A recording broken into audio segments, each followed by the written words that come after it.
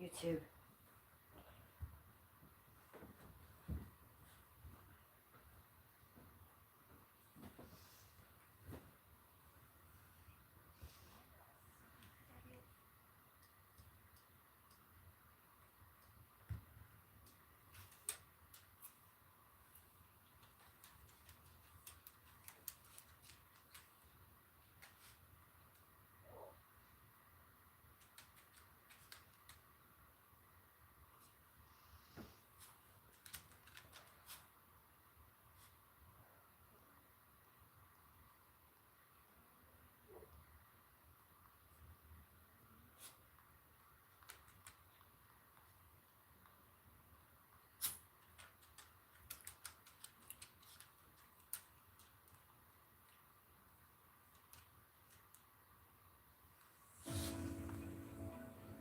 Hi, Keith. Good morning, sweetie.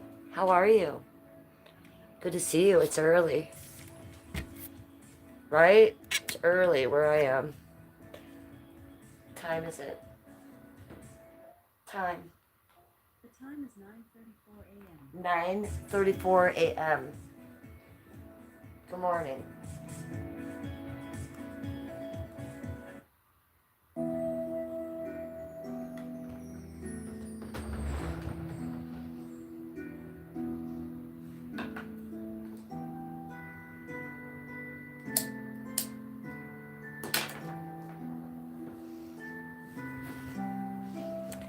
Hi, Cody.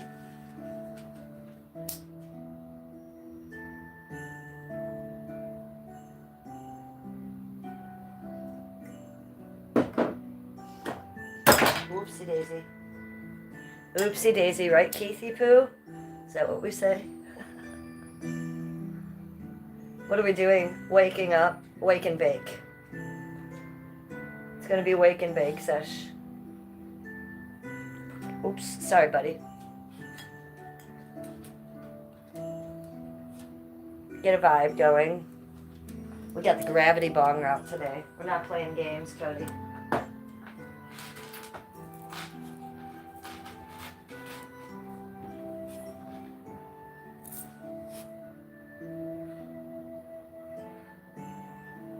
Please, I say pause, breath, reset mastery mostly.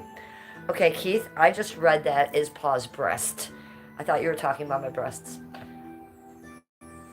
Let's reread that. Pause, breath, reset mastery.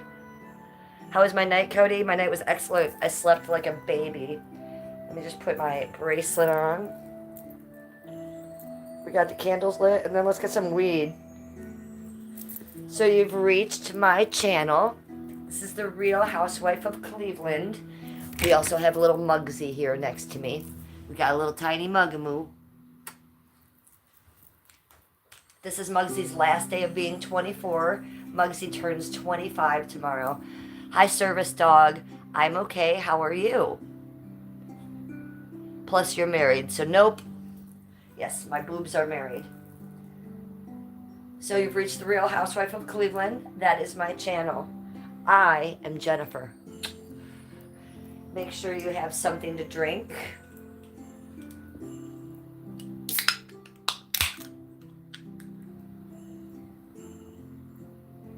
Make sure you are wearing something comfy.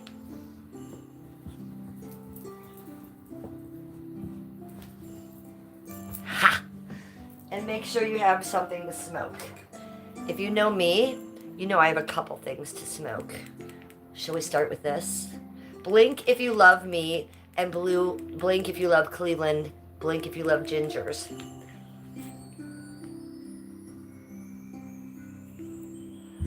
Hi, Tavon. Good to see you, hon.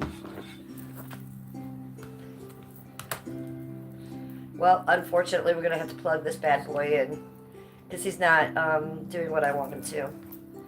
So let's put this on. Get it going. This doesn't like to listen to me a lot. Oh, there, look at it listening to me. Coquelette DuPont. Cute name. Should we put some lipstick on? I know it's only 9 a.m., but should we put lipstick on just for the fuck of it because we're on YouTube? Let's do that. Let's get fancy. Do you want to? 23 in chat. 7 likes. Can we just get some more likes? So, give me a likey poo. Like the stream, you guys. That's going to make sure it keeps going to everybody. Tavon Riggs says, "Hey, baby, how you doing?" I'm good. How you doing, baby?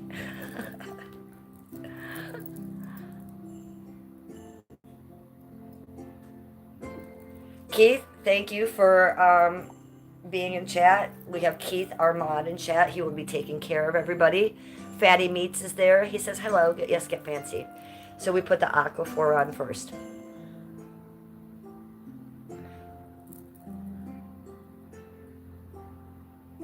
We're in Cleveland, Ohio. So I don't just put lipstick on. We got to put this yummy stuff under the lipstick, right? That's how us girls keep our fancy, soft lips. Okay, we have the hottest pink lipstick we could find for a Wednesday morning when we're not going anywhere. Let's use it. Should we put fancy lipstick on for today? I think we do. Are you ready for this? Let's go 100% slut whore for the morning.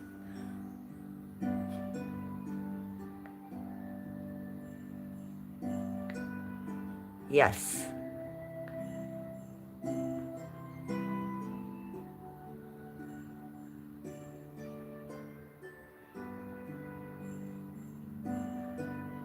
Okay. How about that? So that makes for a much better stream. Ta-da! There we go. Now we have lippies on. Lippy poos. That's for all of you YouTubers. So kisses. Prem says, okay, okay.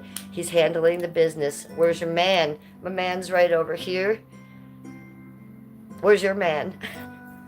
My man's here. He's about to go out, shovel some snow in the driveway, and go out and get us some stuff. So while he does that, I'm allowed to sit here and create and do bong hits. What do you think about that? What do you think about that? Should we get the weed out? Let's move a little close to you. I'm going to move a little bit closer to you so I can read you better. You ain't got a man? Well, maybe you are a man. Maybe that's why. I don't know if you guys are male or female, you know. He can handle the bus so she can bless us and care for little buddies. Yes. Let's move this a little bit this way because we have the gravity bomb here. We're going to move it up close to me, okay? We have this. Fill it with the weeds. 17 in chat, 11 likes. You know that YouTube has a new feature, double tap the screen. Pop, pop, and that gives me a like if you haven't liked it already. Give it a try. Super easy. We gotta like this live to get it out. Keith is a dude wizard, yes.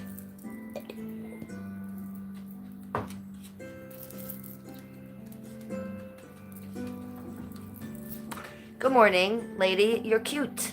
Aw, thank you. Good morning, and you are cute. Hello, there's Joe.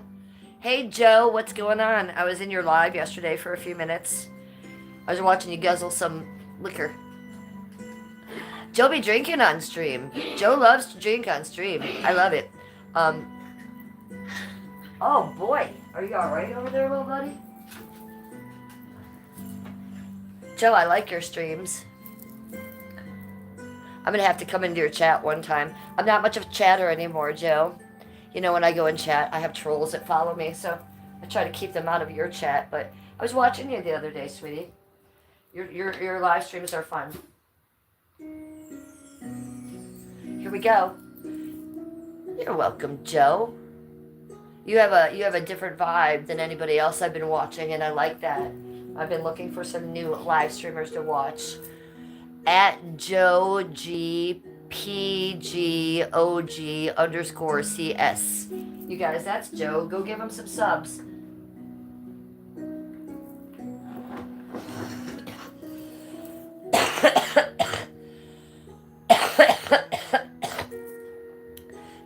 Peters, come into my mouth. You wish, Dick Peters, you wish. Cute name for your page. Just in case. Hello, I love how it looks outside. Dick evil shall not enter. Keith, it's not evil. I'm just being a prick. Yeah, Dick's not evil. He's just being a YouTuber, right? It's not that bad. Do you want to see outside before we continue? It's kind of tragic. Let's look. Holy shit. A lot of the snow is melted in my backyard. But if you look at the trees, leaf on them.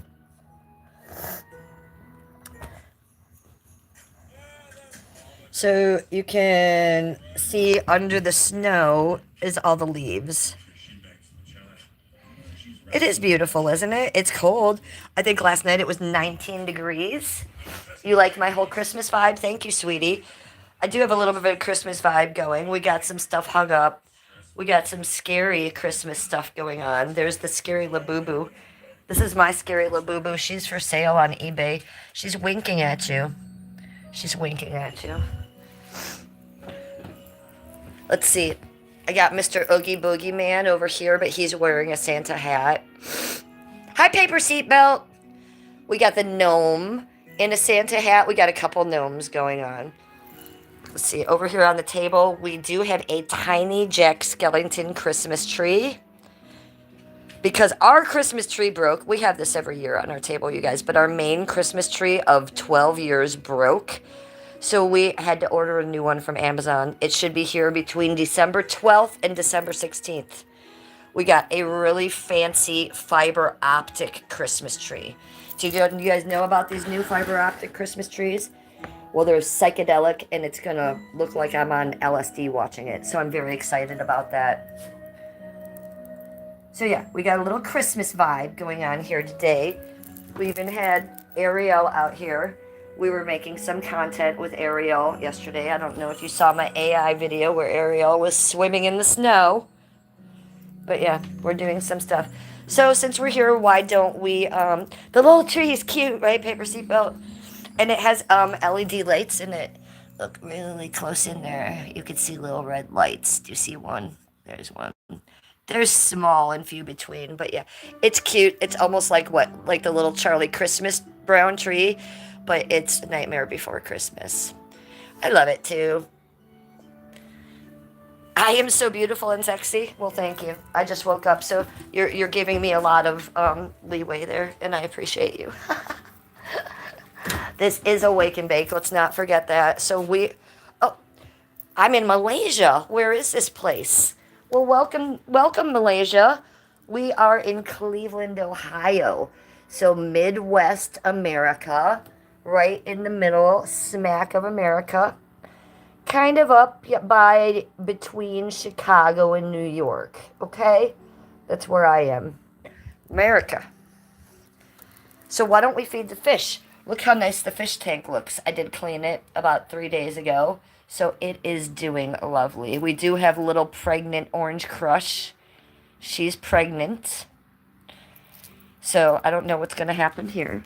But we want her to have her babies. They all see me coming, so they know that it's feeding time. Look at her little belly. She's going to have little eggs. And hopefully she won't eat the eggs. Because I have a lot of plants in here. See, she can just lay her eggs in the plants. Look at this little guy kicking it. He's like, yo, it's Wednesday. Did you see him?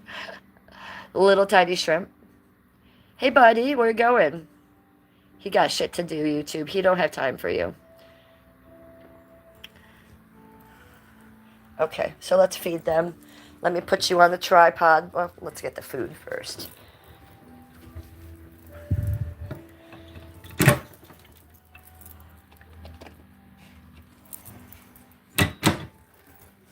And we have Kit Kit over here saying hi to you all. She says, hello, Merry Christmas. You know what today is, you guys? Today is December 10th. Do you know what that means? That means tomorrow is December 11th, and Tiny Mugamoo is going to be 25 years old tomorrow. Tomorrow is Muggsy's birthday. Muggsy the little chihuahua. And he's going to be 25 years old. So tomorrow is a fucking party. Tomorrow we celebrate, and we celebrate hard. We're giving him a carrot cake. I'm going to put up decorations. It's all going to happen. Here we go. There we go, sweeties. You can eat. Do you want to watch them eat for a second?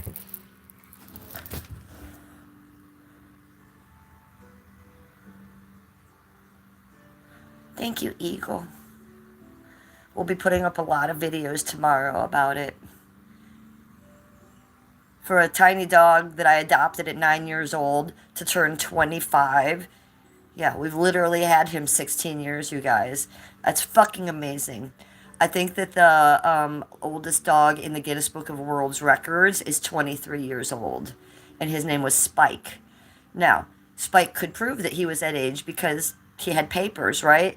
We adopted Muggsy from the local kennels at 9 years old. So there's no proof of his age. His family dumped him there, and they fill out some paperwork, and they told the people there he was 9. We took him to the vet right after we got him. Vet said, yeah, he's real sick, but he looks to be about 9. So Muggsy is turning 25 tomorrow. Can you fucking believe that? Muggsy on the internet has his own trolls and haters, which is hysterical that people would go after a tiny chihuahua. But, they're just doing it to get to me, which is character showing. So there they are. Look at these 2 little guys down here. These are like my snake fish lizard guys. This is an otocinclus catfish, but he is the size of a small lizard. And there's his wife. She's a little bit smaller than him. Look at those creatures. It's really something, isn't it? There's another little shrimp in there. There's the black shrimp. Black shrimp matter. I have black shrimp. Here's another black shrimp. I have black shrimp, red shrimp, and see-through clear shrimp in here. And they all interbreed together, so they all become different colors. Figure that shit out if you'd like to. I don't know. They do what they do. Look how cute they are, though. They're like little flying bugs. Okay, so that's what we do in the morning. There outside is the little cat shelter I've made because I'm trying to catch a little cat that's outside.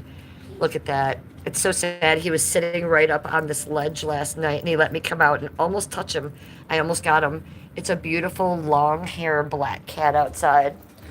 So I'm pretty sad when it's 19 degrees outside and there's a kitty cat outside needing help. So I'm trying to catch him. Here's Tiny Mugamoo. We were just talking about his birthday tomorrow. Here he is. Hey, Muggsy. Are you having your birthday tomorrow? You pretty excited about it? He's got a little bit of a tummy ache this morning, so he's not very excited about anything. Are you sitting on the pen? I see you sitting on the pen. Can we get that out from under your butt? Crazy little thing. Crazy little man. So this is going to be a short live stream, you guys. It's simply a wake and bake. Skip is home for the morning. I wasn't going to live stream, but he said live stream. I got to go out and do a couple errands. So we're going to do just a couple bong hits. Hamster lover. How old is he? He's 24 years old. This is Muggsy, Tiny Mugamoo, 24 years old. Tomorrow is his birthday. Tomorrow, December 11th, he will be 25 years old.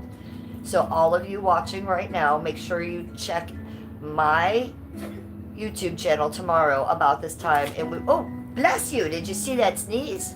That was a pretty big sneeze, buddy. You all right? Bless you. Bless you. Come on over. We're having a sneeze-a-thon. Human years. This dog is 24 years old in human years. We adopted him when he was 9. We've had him 16 years. Tomorrow's his birthday. He'll be 25. You okay? You all right? I know that was a big sneeze. Did it catch you off guard?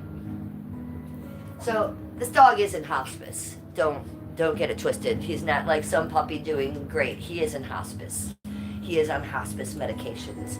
He does have seizures, and he's been in hospice for about a year now. But it is You know, it's an up. If you know anything about hospice, you know it's a very up and down thing. Lately, it's been a little down. So his days are definitely numbered, you guys. We don't have a lot of time with this little guy. So the time we do have left with him, we're going to treat him like the little king he is. I chose not to have children. I could have had kids. I didn't want them. So he is like my little son. Your Chihuahua is 11 years old. Chihuahuas can live a long time. Do you know that I had a Chihuahua named Jorge and he lived to be 25? Again, he was a rescue and he didn't have papers, so you can't prove that. But Chihuahuas, if you take care of them, you give them what they need, you keep them safe and warm and fed in your home and give them love, they can live a very, very, very long life. I've known many Chihuahuas that have lived well into their late 20s. So remember that and keep loving on your little baby. Do you think maybe I should move the camera in front of me, or do you want to stay on the side of me? Doesn't matter. No, it doesn't. Oh, paper seatbelt. I'm so sorry. You know what? I think that when you and I were not talking, I think I did dip in one time and see that. And I think I did know that somewhere deep inside. I'm sorry. Didn't you had a big dog too, didn't you, hon? I'm sorry about that. I think I remember you saying that she was having problems getting up or something.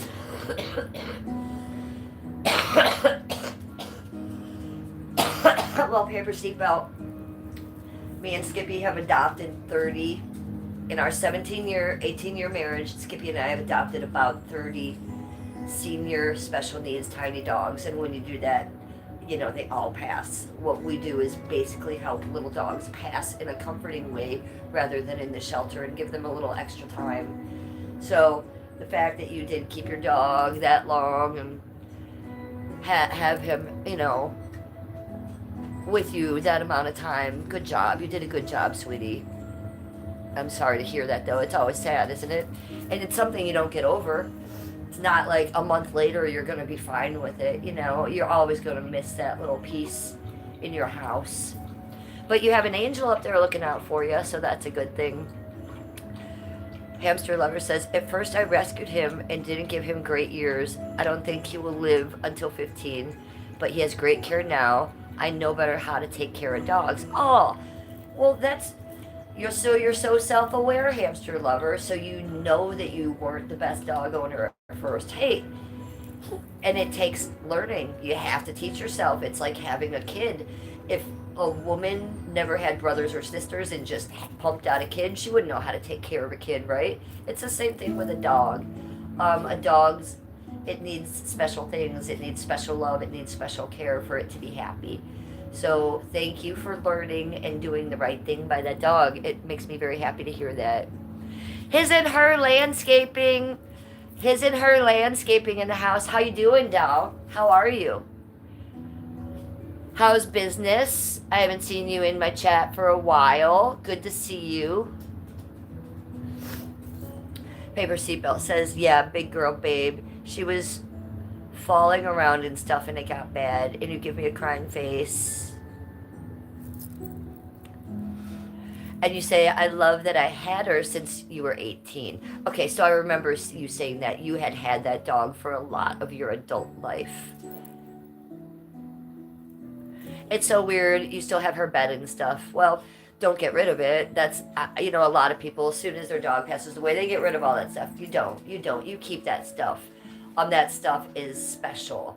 You don't donate it. You don't give it to a friend who has a dog. You keep that. Your dog would want you to keep that because one day, and it might not be now, it might not be in 5 years, it might not even be in 10 years, girl, but one day you will replace that dog, and that dog will want you to have that same little dog bed, and that new dog will come in and smell that old dog in your dog bed, and, that's kind of the circle of life. That's how we keep it going, I feel. So you're smart, you're right to keep that stuff. This channel comes in. The channel's called She Loved Me on Payday. Oopsie daisy. We got Emmy sending me videos. You know that can't be good. You know that can't be good at 9 in the morning. Emmy, what videos are you sending me? Because I only told Emmy, I said only send me videos if someone's talking with my name in their mouth. So you know that can't be a good video she's sending me. Damn it, fucking people on YouTube. Will they never learn to be kind? Oh, a second one coming in. Holy fucking Thursday. Well, that's what happens when you make friends with homeless meth heads. Okay? That is what happens.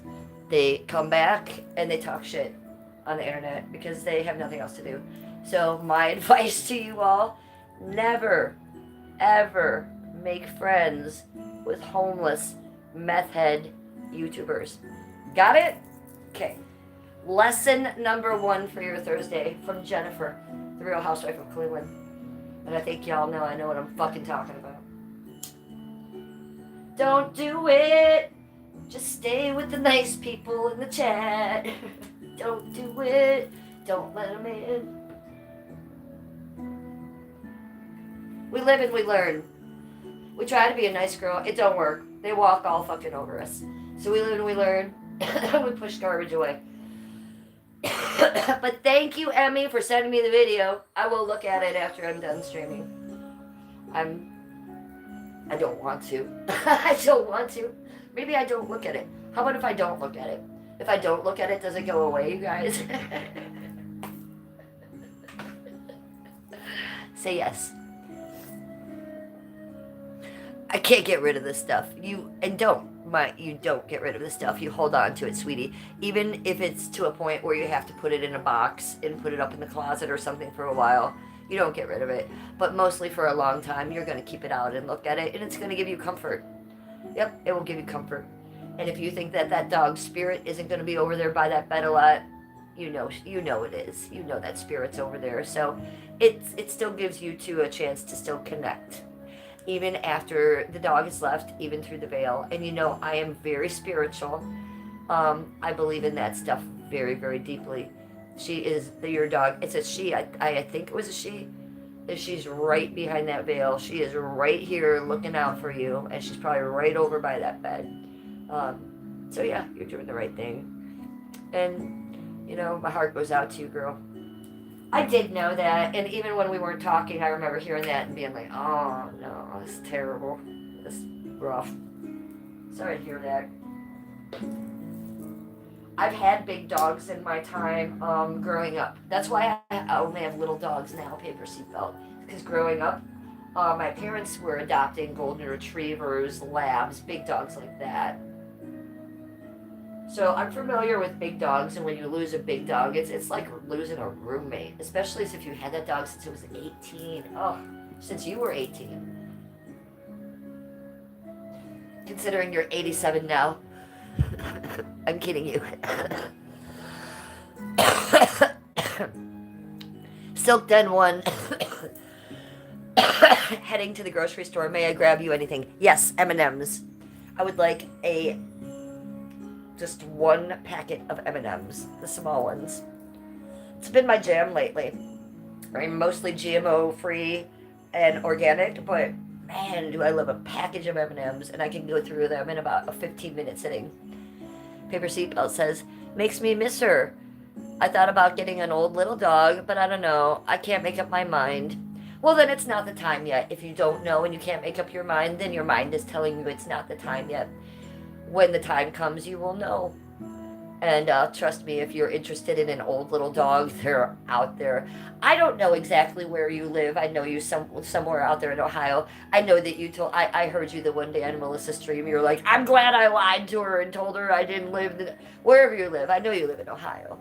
But I will tell you this. In Lorain is one of the biggest counties for tiny elderly dogs. Lorain County has got a shelter that is packed fucking full of little tiny purebred dogs, whether they're chihuahuas, pugs, toy poodles. People in Lorain are kind of garbage. I think you know that. Paper Seatbelt, and a lot of those people will get rid of their dogs. So when you're looking, if you are looking for a rescue, maybe trek over to Lorain kennels because, boy, I've only driven through Lorraine in my life, but I do look at the dog want ads a lot. And there's not so much in Cleveland. There's not so much in Westlake, North Olmsted. In Lorraine, their kennel is packed full of old little dogs, and I think it's $16 to adopt a dog there. Hi, Sheppy Poo. Hi, Shep. Team Shep. Team Shep. Shep's in the house. Hi, Shepherd. Sheppy Poo. How are you? I miss you. It's good to see you.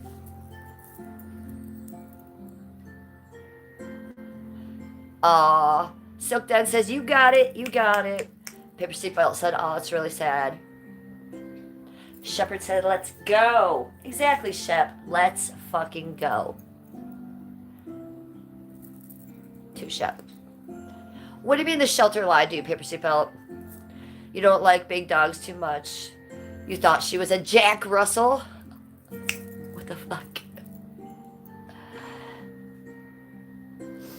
So I like your ideas of getting a new dog. I think it's wonderful. But if you're not feeling it right now, don't do it. Let me give you a little bit of advice. Wait till February. Wait till the end of January, beginning of February, because that's when the shelters are packed. That's when they're so packed, they have to say no to people. Why? Because a lot of people will receive dogs for the holidays, right? The puppy in the gift box, the bow, the whole thing. Fucking it never works.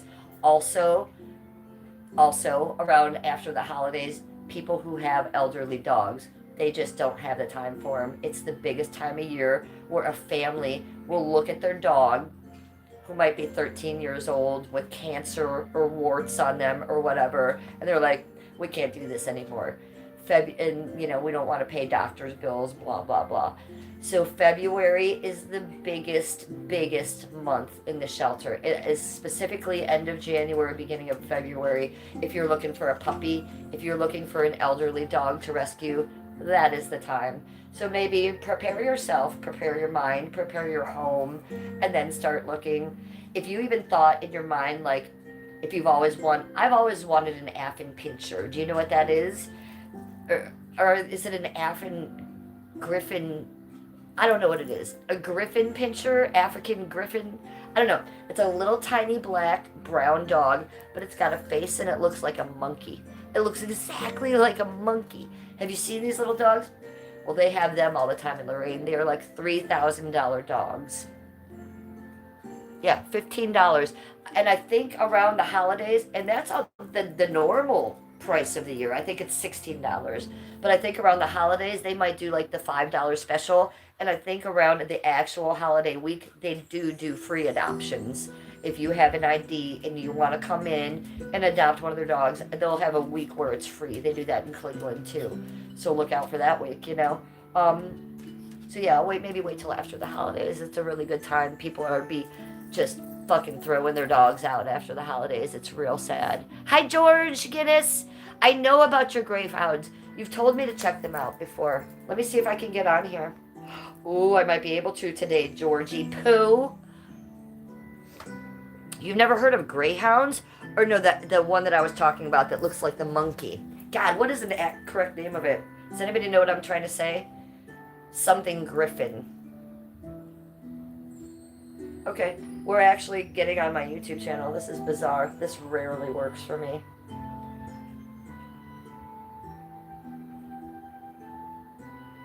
I do have the Christmas music on.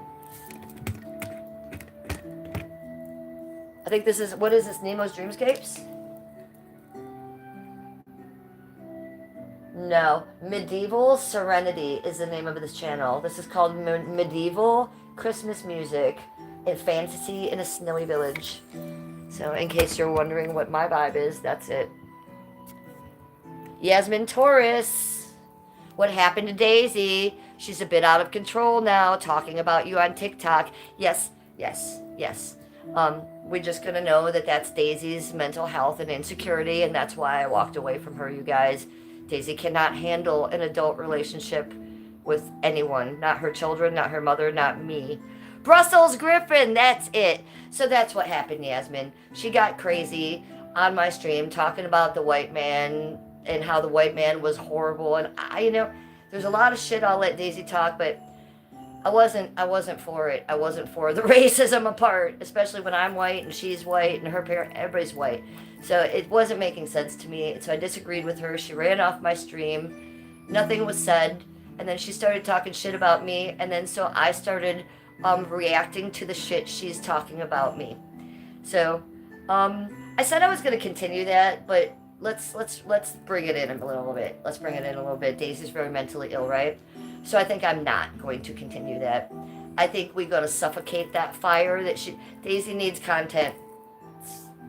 Whenever you hear Daisy on her channel going, I miss my kids, it's bullshit. She could go see her kids tomorrow if she fucking stopped doing that shit. So she's just making content, you guys, and as long as I keep feeding that back, she's going to keep doing it because she got nothing else to talk about except for her biodiversity and the same 5 sentences she's been repeating.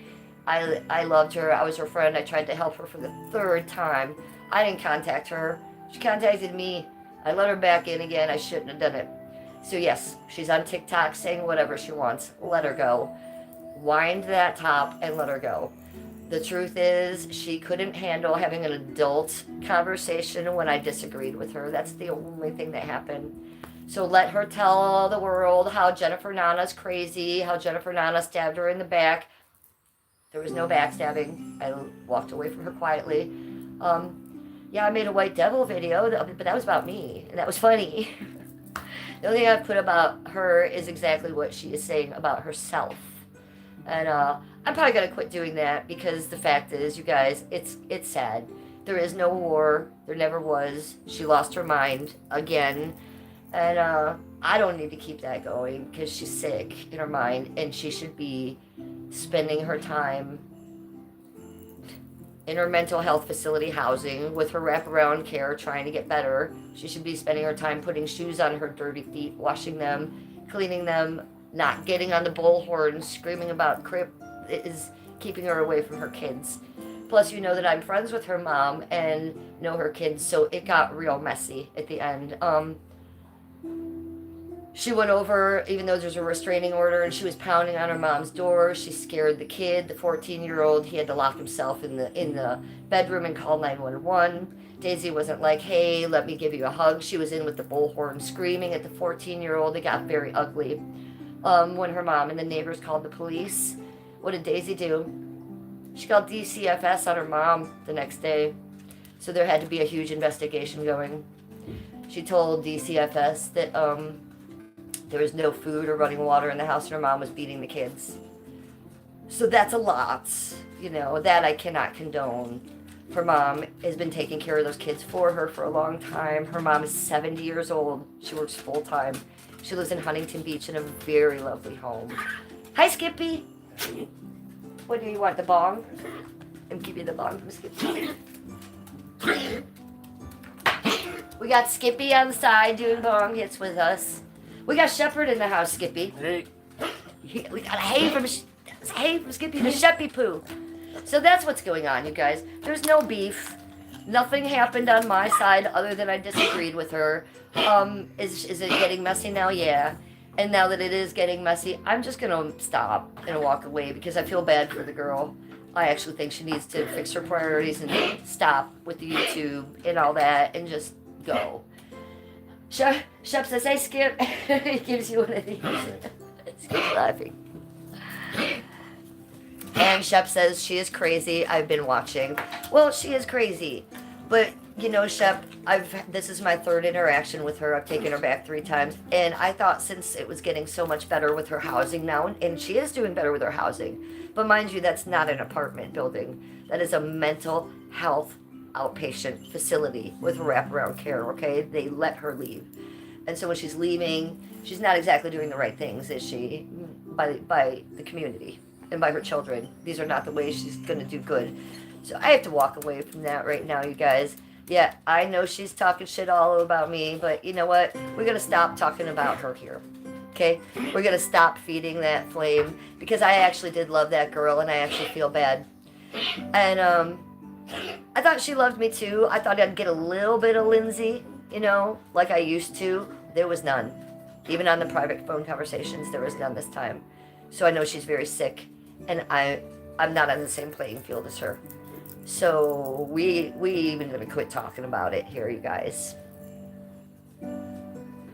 Yes, this is my channel. So we're gonna focus on me. She was just a, you know, in the Daisy world, a lot of the times, Jennifer Nana, I'm the side character, but on this channel, Daisy was the side character. This is my channel, and she overtook it every time she came on here. She's not even on here right now, and I'm talking about her, so we gotta let that go. We gotta let Daisy figure out her life. I don't even like calling her that anymore. We gotta let Lindsay figure out her real life, figure out that she's not a superhero, that she really needs to, her kids are growing up. Baxter, come here. So, you asked, I told you, and that's what we're going to try to do. You know, I'm not going to react to any more of her videos. I'm not going to give her, if she needs to talk about me, then that's her problem. Then she needs to talk about me. We're going to try not to think about her over here. And we wish her well, and we wish her healing, and we wish her love, and we wish her a better path, right?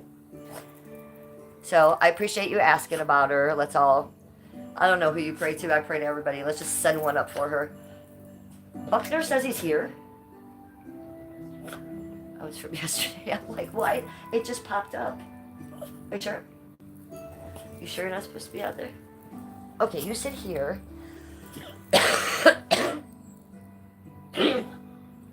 Hi, Fio Min. Where are you from? You're from Myanmar. Where is Myanmar? Okay. The name of my channel is Real Housewife of Cleveland. So we are in Cleveland, Ohio. Midwest, America. United States of America. Where are you? Myanmar? It doesn't sound like America to me. It sounds like maybe you are in somewhere far away. So Yasmin, thank you for letting me know, and thanks for caring. It's been a rough one this time, hasn't it? This one hurt my heart a little bit, but I knew that coming back in. And I knew letting her back in that it probably wouldn't work out. But we were going to give that a little bit of a try, weren't we? I think it only lasted about 2 weeks. I would have liked it to last longer, but she couldn't handle me disagreeing with anything. Not privately, not publicly. So, you know, we're going to let her say what she says, and hopefully she doesn't get too nasty, because she's supposed to be a healer, remember? So let's be nice. Happy days, Mr. Toxic. Welcome to chat. How are you? Oh, Skippy, are you drinking your Alka-Seltzer? Skippy's still sick. He's having an Alka-Seltzer next to me. You okay, sweetie? Is it horrible? He's belching. That wasn't me. You just come over and start burping on the chat. We got Skippy in chat.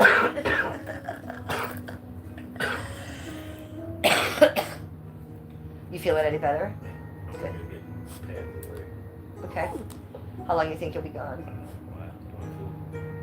What kind of food? Like Chipotle food? Or you want to get something for me to cook? If you want to just grab something for me to cook, I'll cook it. Grab it, whatever you want when you're out. You have any ideas? We could do that. You know what else we could do that might be good is burgers. Do you want to make some? I can make some burgers today.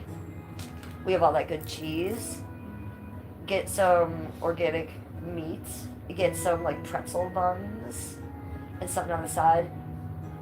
Put the fries in the bag. Maybe some fries in the bag. Maybe some broccoli. What do you guys think? What should we have with our burgers? I have jalapenos and I have cheese. That's what I put inside my burgers. So all we need is the meat and the buns and a side. And I say fries and broccoli. Put the fries in the bag. Can I have a bong here? You can go. See, this is rare. I'm not talking to chat. I'm talking to Skippy. This is a totally different vibe that usually doesn't happen.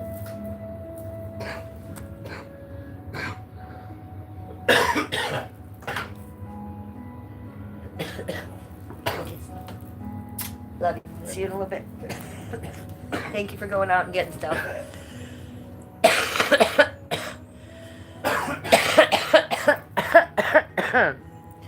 That's a good one. You ready, chat? Another bong hit. Should we change the music? You're from Myanmar. I know you told me that, but can you tell me where Myanmar is? The eagle can never heal anything. Ooh, are you talking about Daisy, though? The ego can never heal anything. Well, she got a hell of an ego, so I wish her luck in healing. Honestly, you guys, that's all I want for her, is to heal and to get her priorities straight and not think so much about me or YouTube and just really think about what she's doing wrong so she could one day see her kids. Her mother will let her see those kids.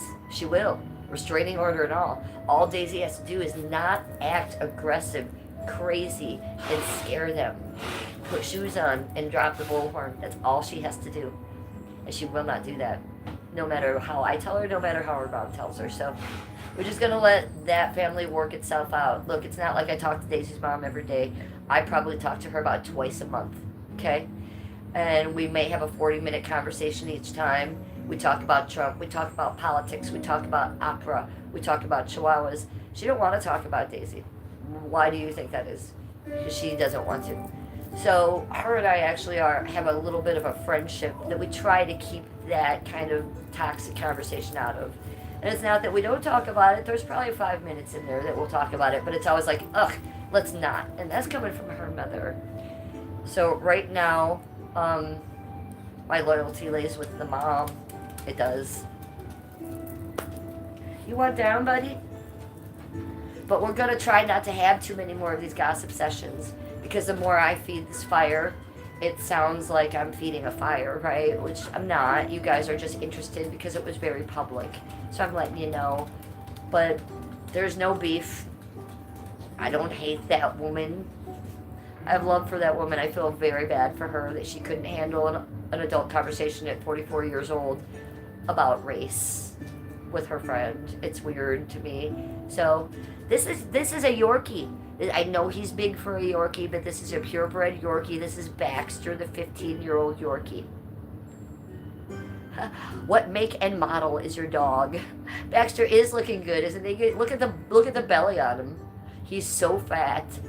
Our vet says we adopted Baxter almost 2 years ago from his family, who has had him forever. We didn't get his papers with him, but the vet said yes, he is a purebred Yorkie, but he is the biggest Yorkie my vet, and we've been going him for 30 years, has ever seen.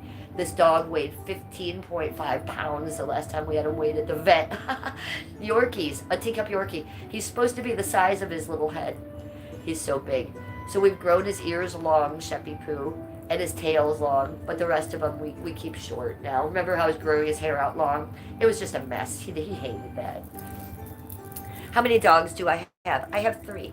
So you met Muggsy, the 24-year-old. This is Baxter, the 15-year-old. Would you like to meet the 3rd? She's her own vibe. She does her own thing. She doesn't like a lot of attention, and she doesn't like this phone. This is Killer, the 16-year-old. Can I put this blanket around you without you biting me? Okay, there's going to be no biting, no biting. Okay, we're going to wrap her up in her blankets. This is where she likes to lay. She has her own little bed under this table. She doesn't like to lay out here with the other 2 boys. It's Killer. She's 16-year-old Chihuahua. Your dogs are 10, 11, and 6, George. How old is 15 dogs in human years? Okay, so dog years are 7 years. So that would be 15 times 7. You do the math. I'm the live streamer. I refuse to. If I could do it in my head, I promise you I would. But I cannot do math in my head. We got some Christmas decorations going on over here. Here's my Grinch hanging out. But I did put the Jack Skellington Santa hat on him. Doesn't really fit, but it's fine. And over here, oh, this hat fell off. We did have, on the Vader over here, we had this hat. Let's refix it. Can't have Vader without a Santa hat on. Okay, so our house is an eclectic of art history, paintings on the wall, art, and Star Wars things. Okay, that's how we live. And we don't apologize for that either. Over here you might see beautiful paintings on the wall.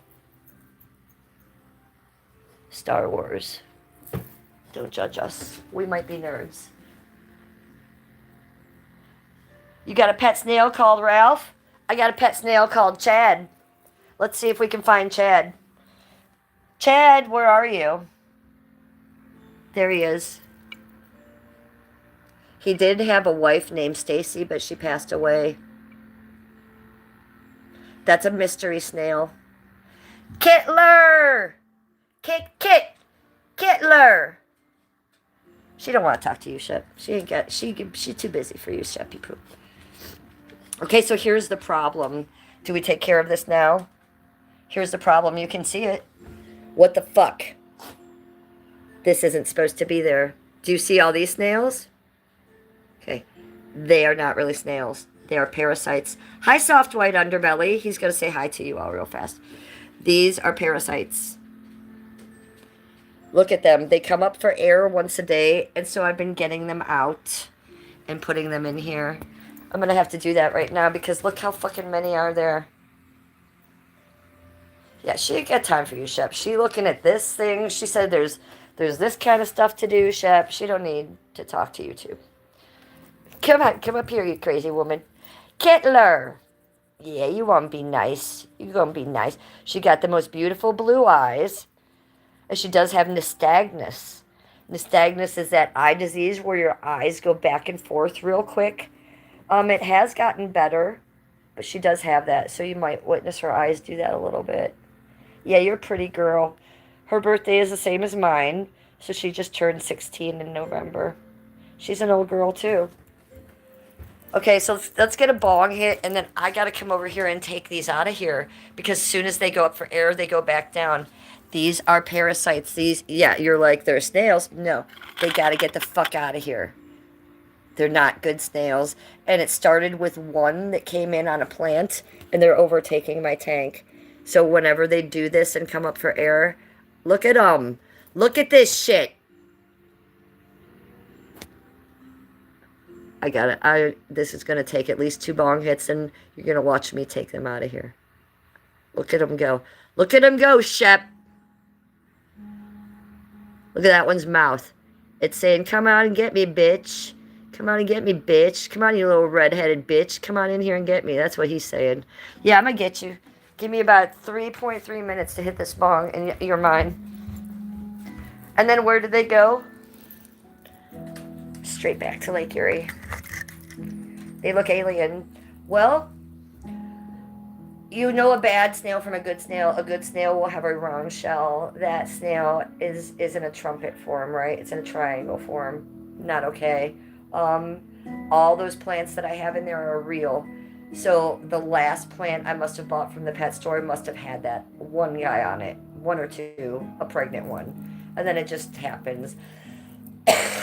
They do eat the good things in the tank. And then also they poop. They breathe the good air. So they're taking up all the good air and the good nitrates for my actual fish and stuff. So they're really overtaking the tank. So they're going right back to Lake Erie is where they're going. Look, Skip moved the whole bong over here. He smoked all the weed that I had in it. Listen to me bitching. Like I buy it or something. No, this man works right now 14 to 18 hours a day. He's been working through the holidays because his job requires him to work more through the holidays. So he's been working triples. So he buys all this weed and I sit here and smoke it. So he hardly even gets to smoke it. Good morning. It's as Jack Kids. It's Az. We just call you Az. How you doing, Az? Do I eat fries with mayonnaise, plasma zombie? No, I do not. That sounds so yucky. That sounds yucky, honey. I'm sorry, but fries are meant to eat with ketchup. Fries are meant to eat with salt and vinegar. Okay, that's probably my favorite way to eat a fry. For example, if you go to the fair, the county fair, you get the fries in the cup, and you put the malted vinegar, the salt on them. That is the way. I don't like fries with gravy. Some people do it with gravy. That's disgusting. I'm good. I'm really good. We're waking and baking. This is Muggsy's last day of being 24. He will be 25 tomorrow. I don't know if I'll live stream tomorrow afternoon because it'll be so busy.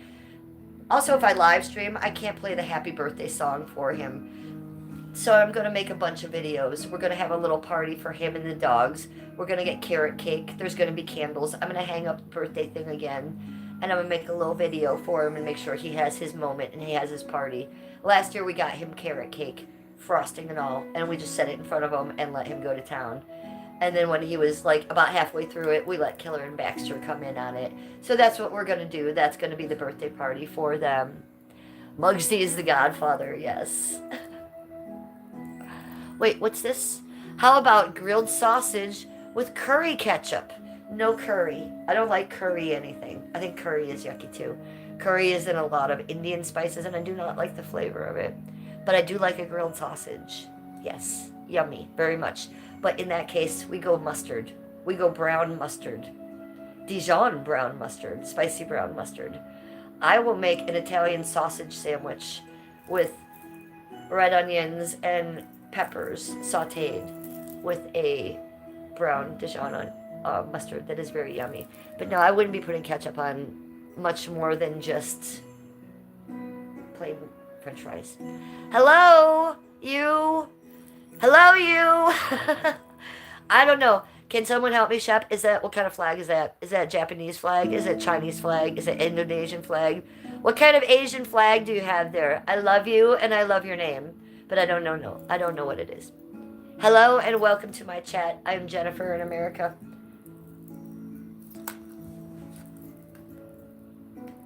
Let's see. Switch account. Look at this.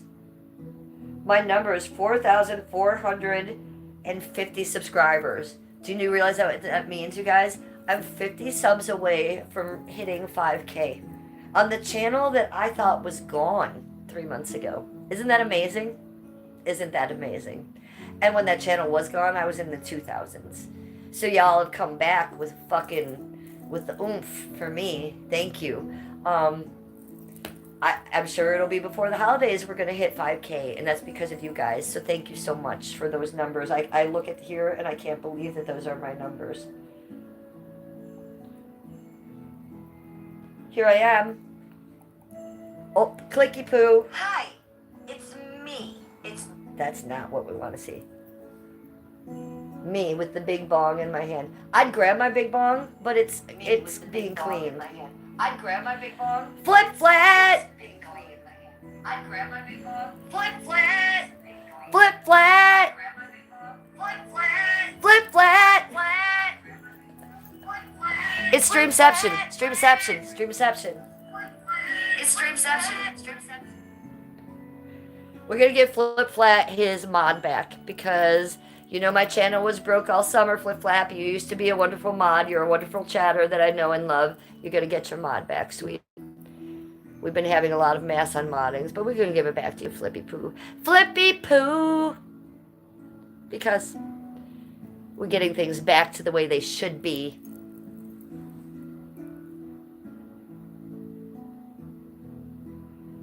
Wait, what is this? Oh, and Flip Flat called me beautiful. I didn't see that. So, duh, of course we're going to give him his mod back. Youssef Jewy 6085 says, you look like my French teacher, LOL. She was French and sophisticated. Well, bonjour, je m'appelle Jennifer. That's about all I know. Au revoir. Le petit bisous. That's just tiny kisses for you. So that's about the only French I know for you. But if I look like your French teacher and she was sophisticated, well, I love that. Thank you so much. Oh, Paper Seatbelt says, congrats on almost 5K. Yes, we are 50 subs away from 5K. Isn't that exciting? It really is exciting to me, Paper Seatbelt.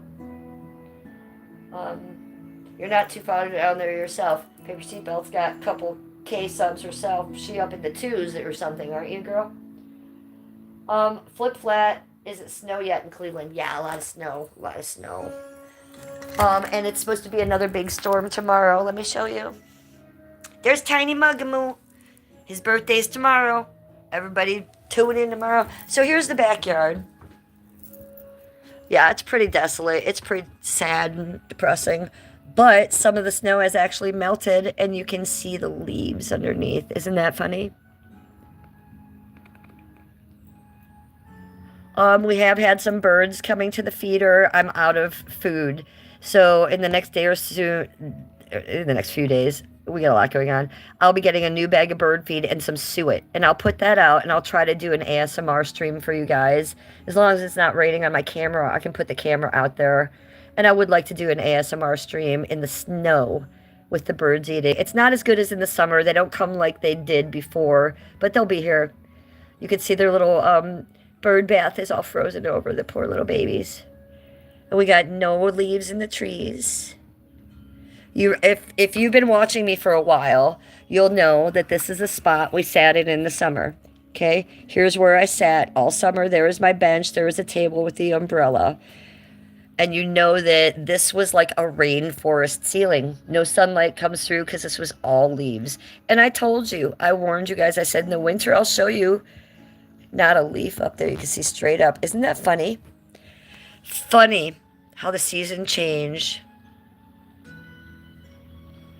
We're supposed to get another 14 inches of snow today and tomorrow near Buffalo, New York, Flip Flat says. Yeah, so that's what we're going to get here in Cleveland. We're going to get your same shit. I'm your neighbor. So yeah, we're going to be getting that storm coming, which I'm a little bit excited about it, you guys, because content.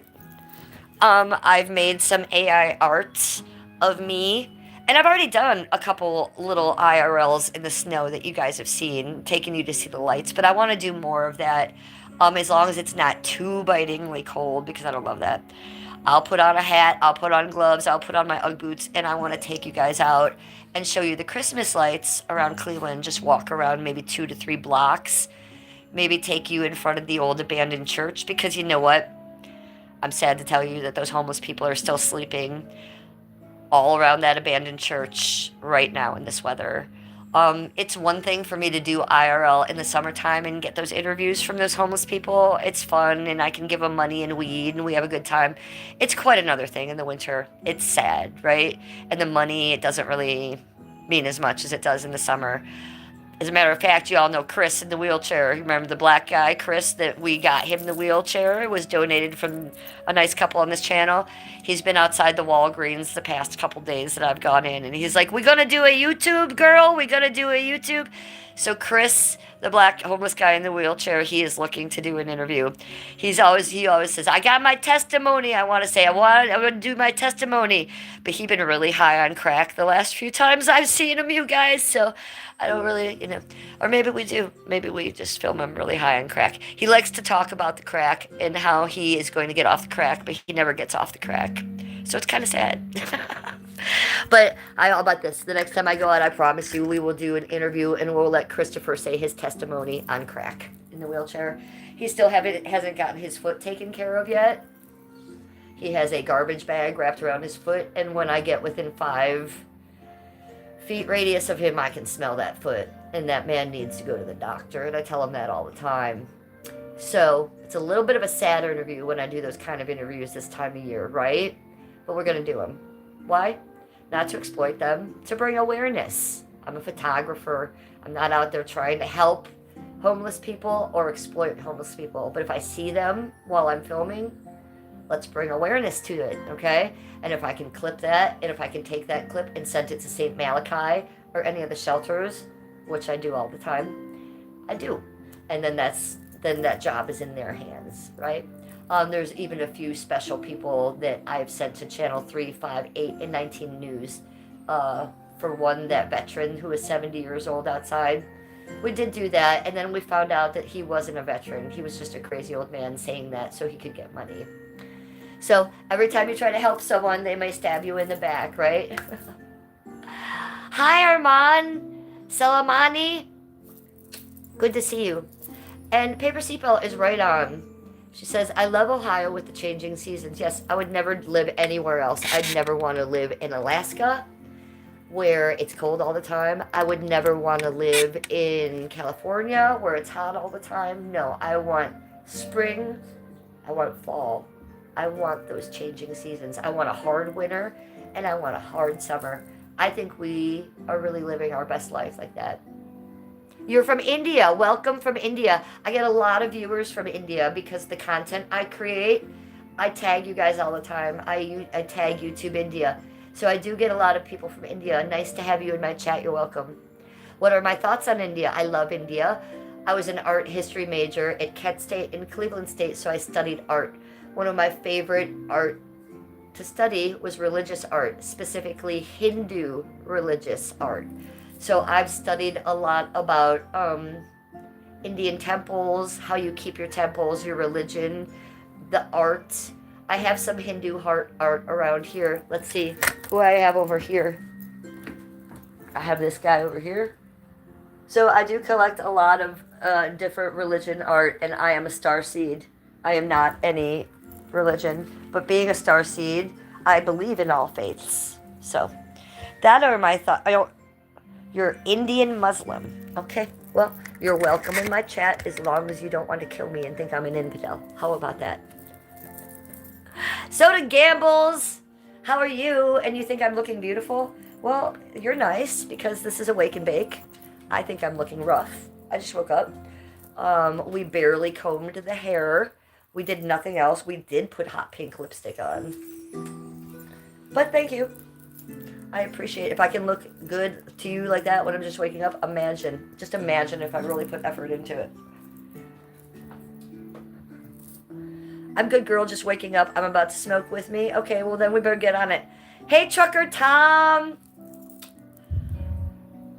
Infamous Flex.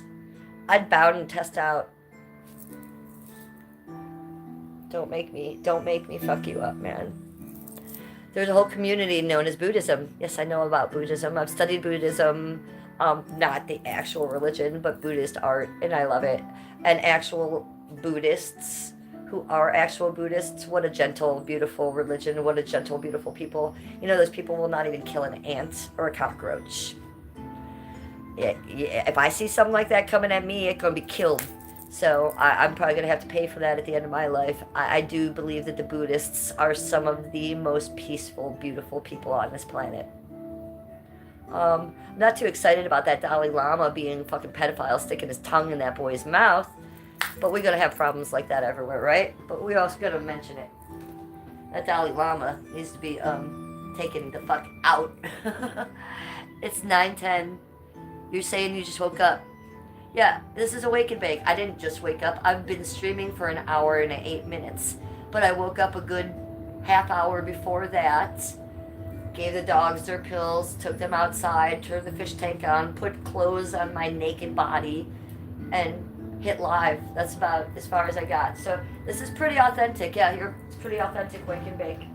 We have 20 in chat and we have 28 likes. Good job. Thank you for all the likey poos. It really helps the algorithm. I know you don't know what that means, but that means that other people who usually wouldn't see this live stream that are sitting there like doom scrolling, it might hit them and they might see us and come hang out with us. So we like that. Okay, so wake and bake, wake and bake. Let's go. Let's go. Get your shit together. I don't know if you're smoking a joint. I don't know if you're doing a bong hit. Paper Seat Belt's probably got a big fat blunt. Because I know her. Sheppy Poo, what are you smoking out of? I bet he's got a beautiful glass piece that he smokes out of. I don't know what you're doing. You smoking crack over there, people? You doing meth? You drinking whiskey shots? I don't care. Whatever you're doing, let's vibe together, okay? Let's synchronize together. At the count of 3, everybody do what you do. 0, 1, 2, go! 3. It's time. Do what you do, people. I ain't gonna judge you. I ain't gonna judge you. I might judge that one dude over there in the corner because you know what you're doing and you shouldn't be doing that. But the rest of you are fine.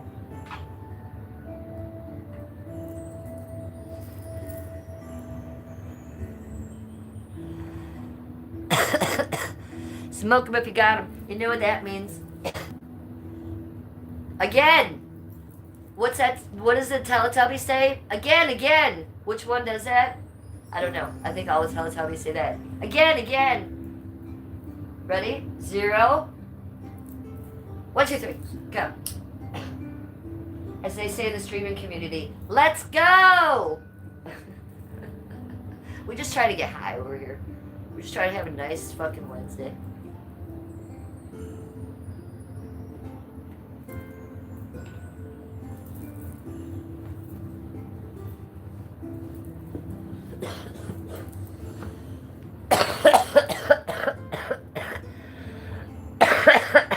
Mysticism! Hi, Mysticism! You are just in time. Good to see you in chat. How are you doing today? I'm smoking on some permanent marker hybrid with some crumble on top of the top. Fuck you, Flip Flat. I'm taking away your mod. I'm so jealous. I don't have any crumble. I don't have any dabs. I don't have any sugar. I don't have any wax. I don't have any whatever you want to call it, butter. I don't have any. And that's my favorite thing. So I'm jelly, but I'm happy for you.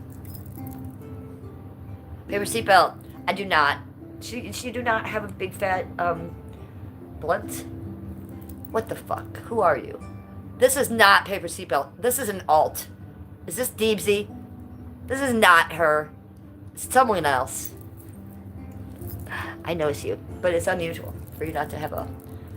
Oh, Agbomilika 1. You're a beautiful woman. The world needs more of your essence. Please, before menopause kicks in, let me infuse you with my seeds so we can create another you. Wow. Holy fucking shit. Trucker Tom, wax never disappoints. I'm trimming weed at the weed farm, High Mysticism says. Wow, we like hearing that. Trucker Tom is laughing his ass off, just like me on the inside, because that was a lot. I'm just going to reread this shit, because that was funny shit. You guys are funny on the internet. We're going to do that again. We're going to get this name right, too. At Agbomolika1. At Agbomolika1 says, you're a beautiful woman. The world needs more of your essence. Please, before menopause kicks in, let me infuse you with my seed so we can create another you. You know what? It sounds horrifying. No, thank you.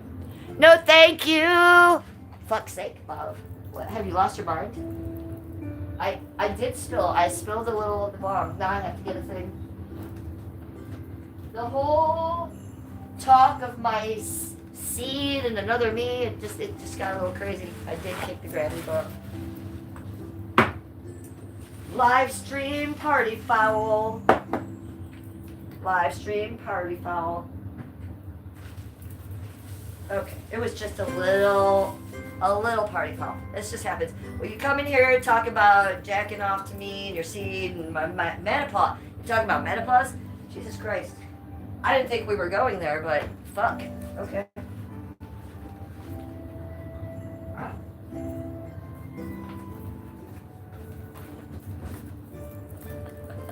You guys are crazy. You guys are crazy. TBH. Brutal. Brutal! We need more weed for that. That was the nicest way of asking for sex ever. I mean, I don't know. I don't know if that was the nicest way. It was some kind of way, wasn't it? That was some kind of way. And look, I've heard all kinds of ways. I was a stripper for 20 years. Okay? I've heard it the fuck all. I was a cam girl after that for a year. You know what that is? It's like OnlyFans. Same thing. Different name. I was a foot fetish model for 5 years. I have fucking heard it all. But when you're... That was a new version. That was a new version even for me, y'all. Hey, I'll take it though. Whatever. Hi, Kiep. B9U. Hello. Hey, you guys. Since us live streamers have ats now, y'all might want to go in on your profile page. Clicky poo. You know, update your page. Change your at name. Because when your at name is crazy shit, we don't know who the fuck you are. And it's hard to say. Take those numbers away. The B9U, you guys could just take that shit away. You know that, right? Your name could be Frosty Penis Man instead of Labadabadada 961287. I don't know. So my advice to you is now that YouTube has changed everybody, go in and change your at so we know who the fuck you are. It would be easier for the world. I mean, my @ is the Real Housewife of Cleveland. Why is it your guys' @ the same as your channel name? Why is it 75 SKS Elon Musk's child's name? I don't know. So now's the time for the holidays, for the new year, 2006. Fix your channel names, fix your @ names. It takes 2 clicks, literally 2 clicks. You can be known as whoever you want. Make it easier for us. Okay, I need a poker.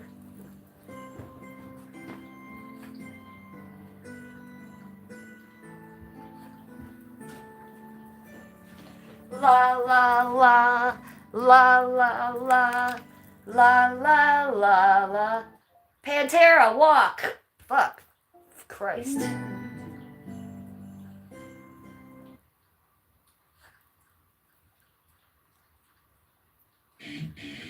Fuck. Enough of that. Let's go. Frosty Penis checking in. Okay. That is what you need to change your channel name to. Kiara9U1. Frosty Penis. I made that up for you. It's a wonderful name for a channel, I think. This time of year.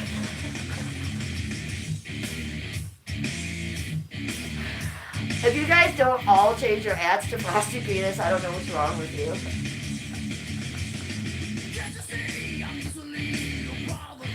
Done with the Christmas music.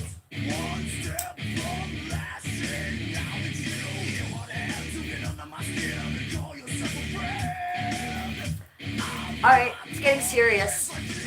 Get your bong out. We're not fucking around now.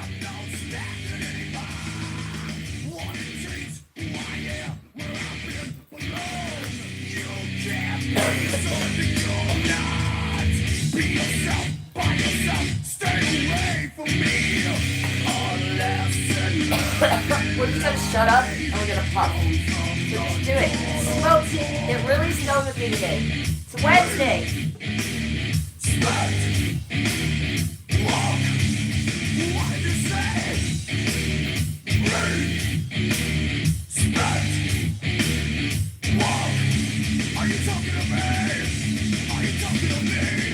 No, you're not talking to me. I know you're not.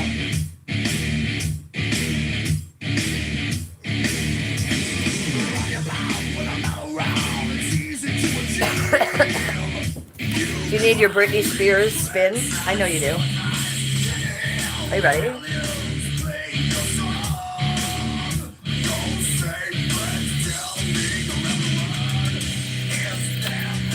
That's my spin for you. You only get one a day these days.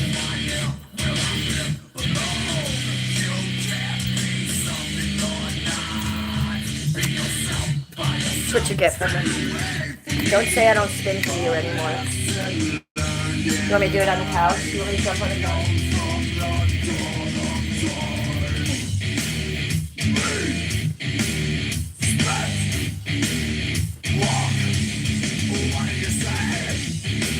See if this works yet.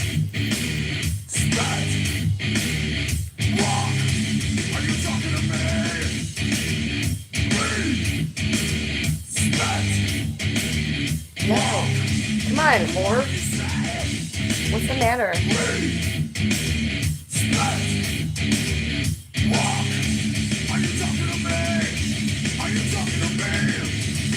Oh, wait.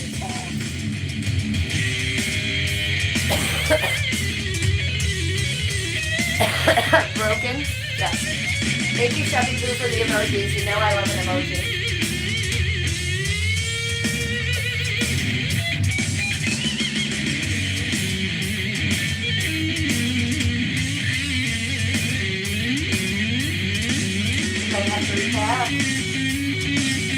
We've been smoking seriously. We don't have much longer. We have 9 minutes.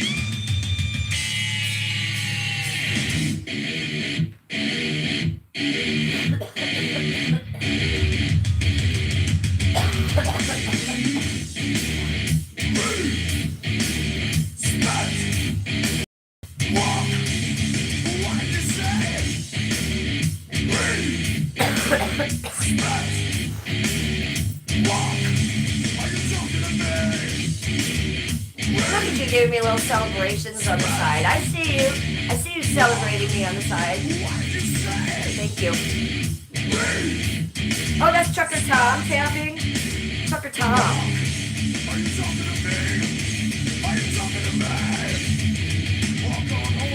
Walk on home, boy. Thanks, Trucker Tom, for tapping. I love it.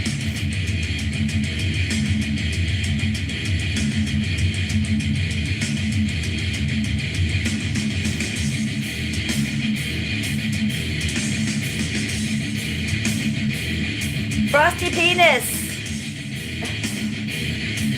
That's all. Just frosty penis. Do we have a emoji for that? What would it be? Like the snowflake, maybe, and the eggplant? I don't know. Frosty penises. You guys probably get frosty penises. I bet your wieners get cold. I digress. I digress.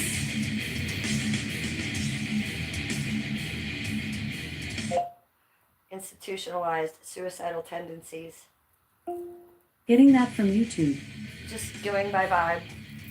I don't know what you guys like, but this is what I'm in the mood for, so it's happening. 5 golden things.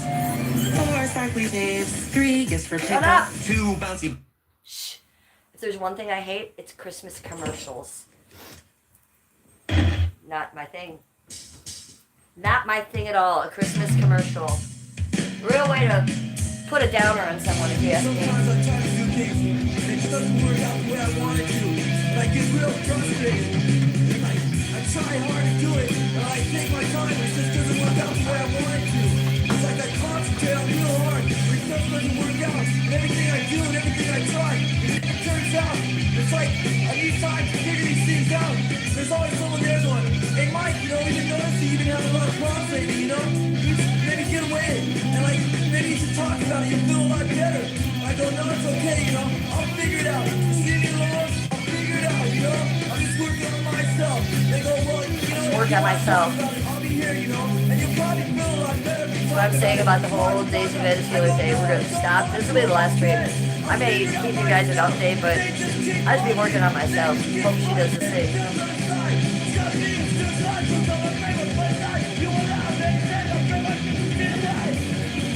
I'm not crazy.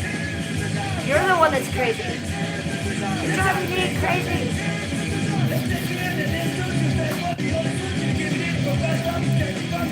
Myself. Oh, there it is. The cold wiener.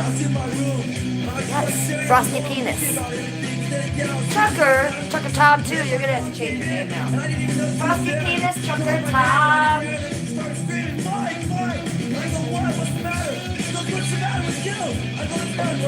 Okay, Freshie, let's go. This is such a serious wake and bake. I got about 10 more minutes with you guys. That's all I got. Then Skitty comes back and I gotta do shit. I gotta go be a housewife. You're not thinking you're just normal people don't act that way. I go, Mom, just get it Pepsi, please. All I want is a Pepsi. And she wouldn't give it to me. All I wanted was a Pepsi. Just one Pepsi. And she wouldn't give it to me. Just a Pepsi. Be my good with my knees. Just be my good with my knees. Just be my good with my knees. Just be my good with my knees. I'm not crazy.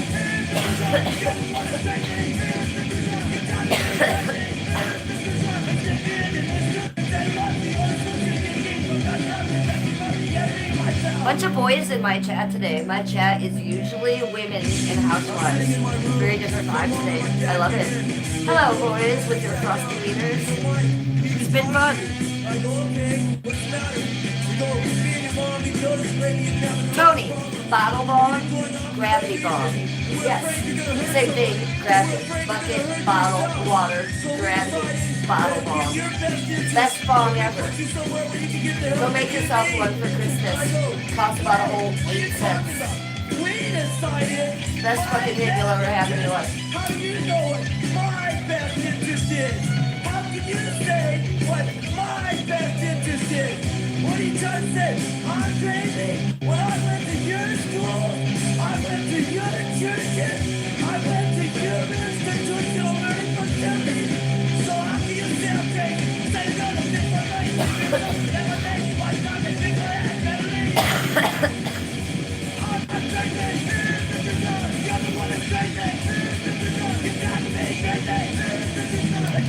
bone. With the cold face and the bone. I keep going back to it. I'm laughing hard inside. You're very funny with the cold bone. Fucking shit's funny. I mean, that was good. That was good moment. Now that's what I call a wake and bake. That shit will wake you up. Okay? That's what I'm talking about. Because I'll probably look here and I'll tell you what won't be on is streamers. I mean, no and no and no. No.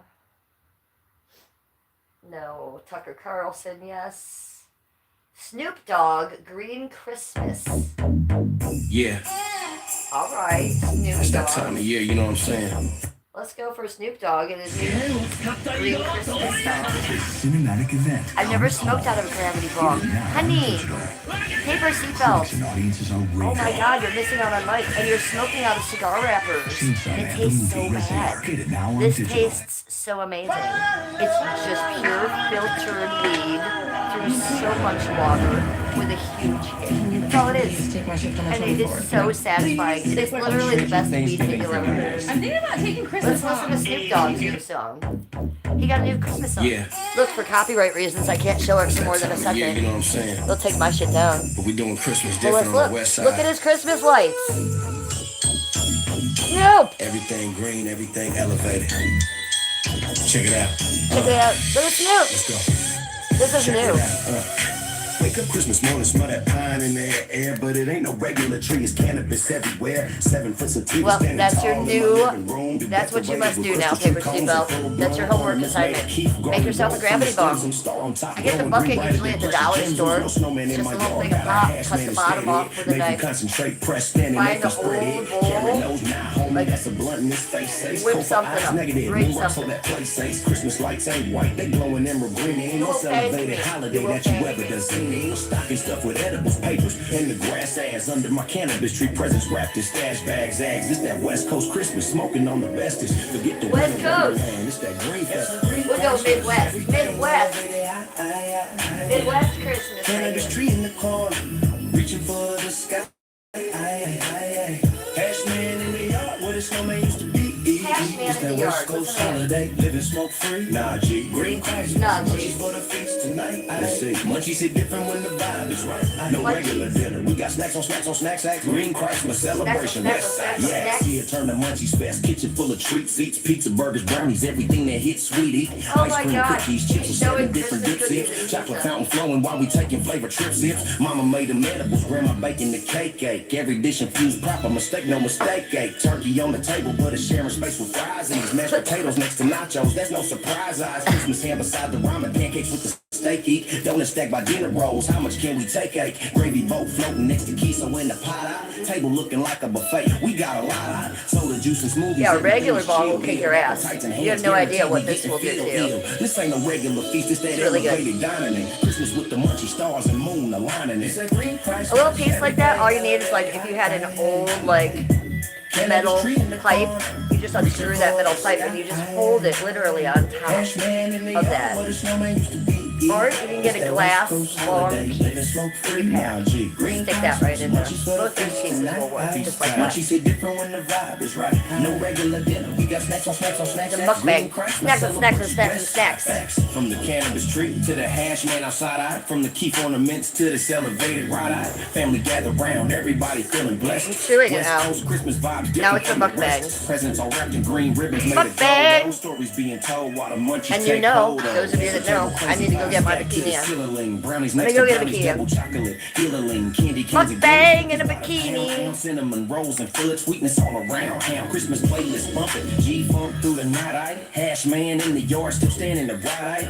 I'm making a joke. It's an inside joke. If you know, you know. Everybody satisfied, nobody I would never. This that family Christmas with that But West some Coast people twist. would. It's no snow on the ground, but we Not me. elevated. You get And the gist. Grateful it wasn't for the me. blessings. Thankful for In my the best food. shaggy voice. Merry green It wasn't Christmas me. to my family and you. It's a green Christmas, everything elevated. I'm being a bitch. Cannabis tree in the corner. You'll never see me in a bikini. Touch the sky. I look good in a bikini. Only my husband looks at me in a bikini in the beach. Because I'm not thirsty. Yeah, I wish you would try a paper seatbelt. You're a professional weed smoker like me. You're missing out on life. You just have to have any type of a top. For the bong, for the pipe, you can rig anything. Everything green, everything. Do it for yourself for Christmas. New Year's Eve would be perfect. Everybody. Is that your boyfriend or your husband? I'm not sure. I always forget if you're married or not. Keep it lit, keep it green, keep it out of form. He reminds me of my ex-boyfriend the way he looks. I had a boyfriend once that looked exactly like your man looks. Funny. Oh. My man right now looks very different than that. Skippy is very, very clean cut. Got a little fade, short hair, no tattoos, no piercings, nothing like that. Get Skippy is a 0% man's APR man. on select new Subaru models, and Subaru will share the love. She was telling all her friends that she's trying to leave with me. I'm like, oh, but I hope you understand. You're coming back with me be gone. When is the last time you guys had a candy cane? Because you're just watching me inhale this. It is a mukbang. It is a mukbang candy cane. I better take the plastic off.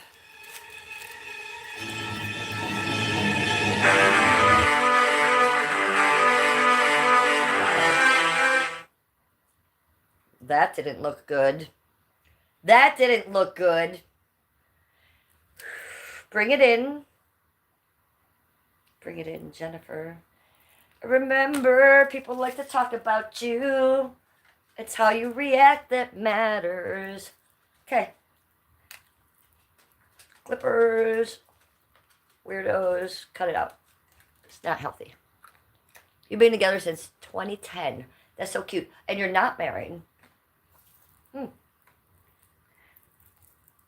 I wonder why you've been together so long and you don't get married.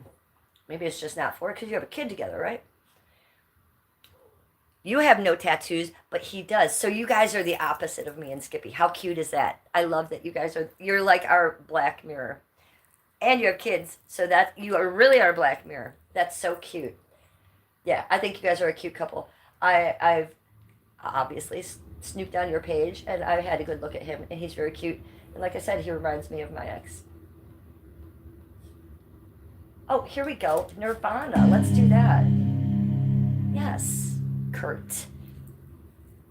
And I'm just about to get my tattoos done on the 21st. So I'm very excited about that. I just talked to my tattoo artist yesterday. It's the same girl that started this, but she's just going to finish it. And then add one on this thumb to match this little guy. But I'm very excited about it because all my fingertips are going to be totally tattooed. And it's going to be so beautiful and so busy. See how there's hardly anything there? It's going to be super busy. I thought about blacking them out. Blacking them out. Like above the rings, blacking them out. But that would be black witchcraft, and I don't do black witchcraft. I'm a green witch. But I don't tattoo my fingers because of witchcraft. I tattoo my fingers because of ancient royalty and rituals. That's what's inspired me to tattoo my hands. Cleopatra had her hands tattooed in such a way. Roman royalty used to tattoo their hands in such a way.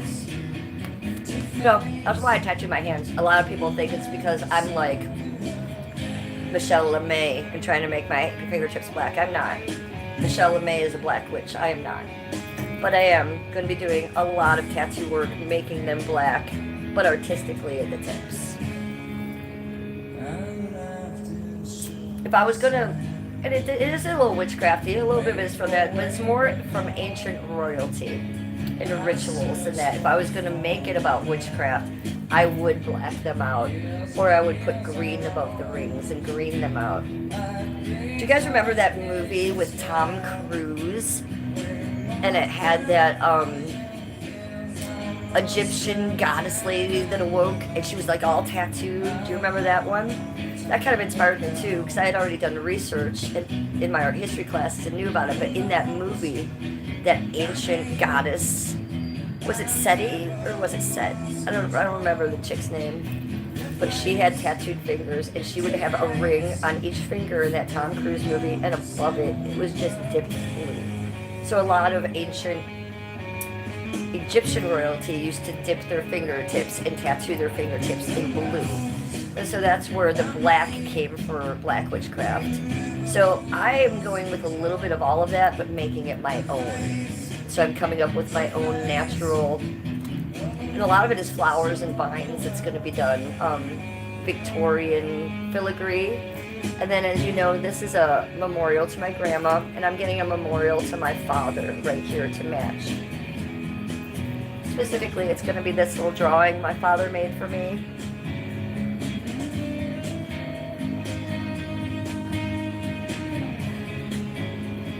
So, you guys know the story about my dad. He hated me. I was his only child. I was the last of the Beckers. I should have received the huge horse farm.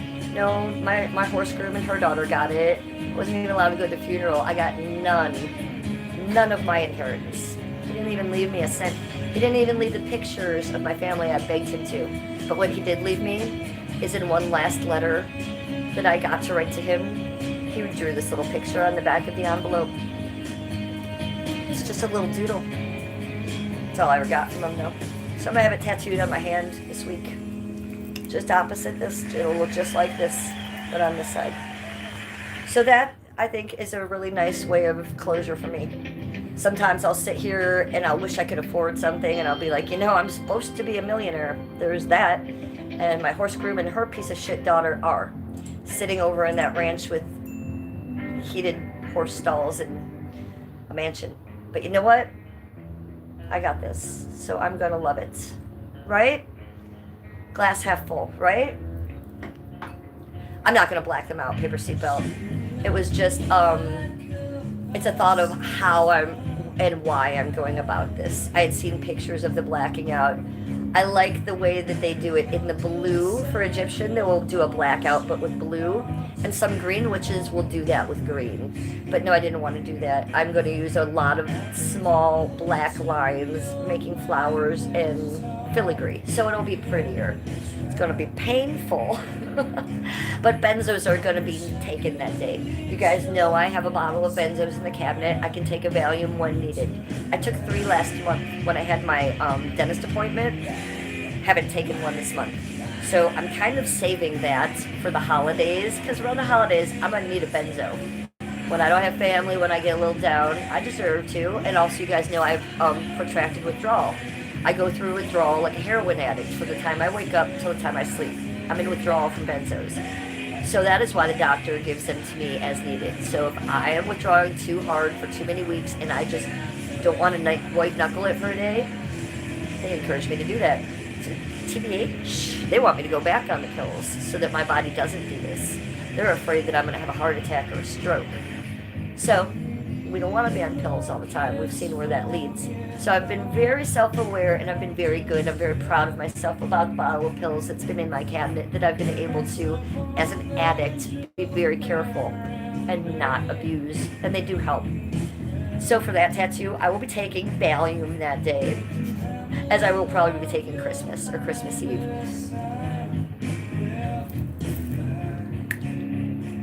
Some must be the blackened hand of God, justice served, in a little planet. No, it's Mercury planet. Yes, yes, and yes.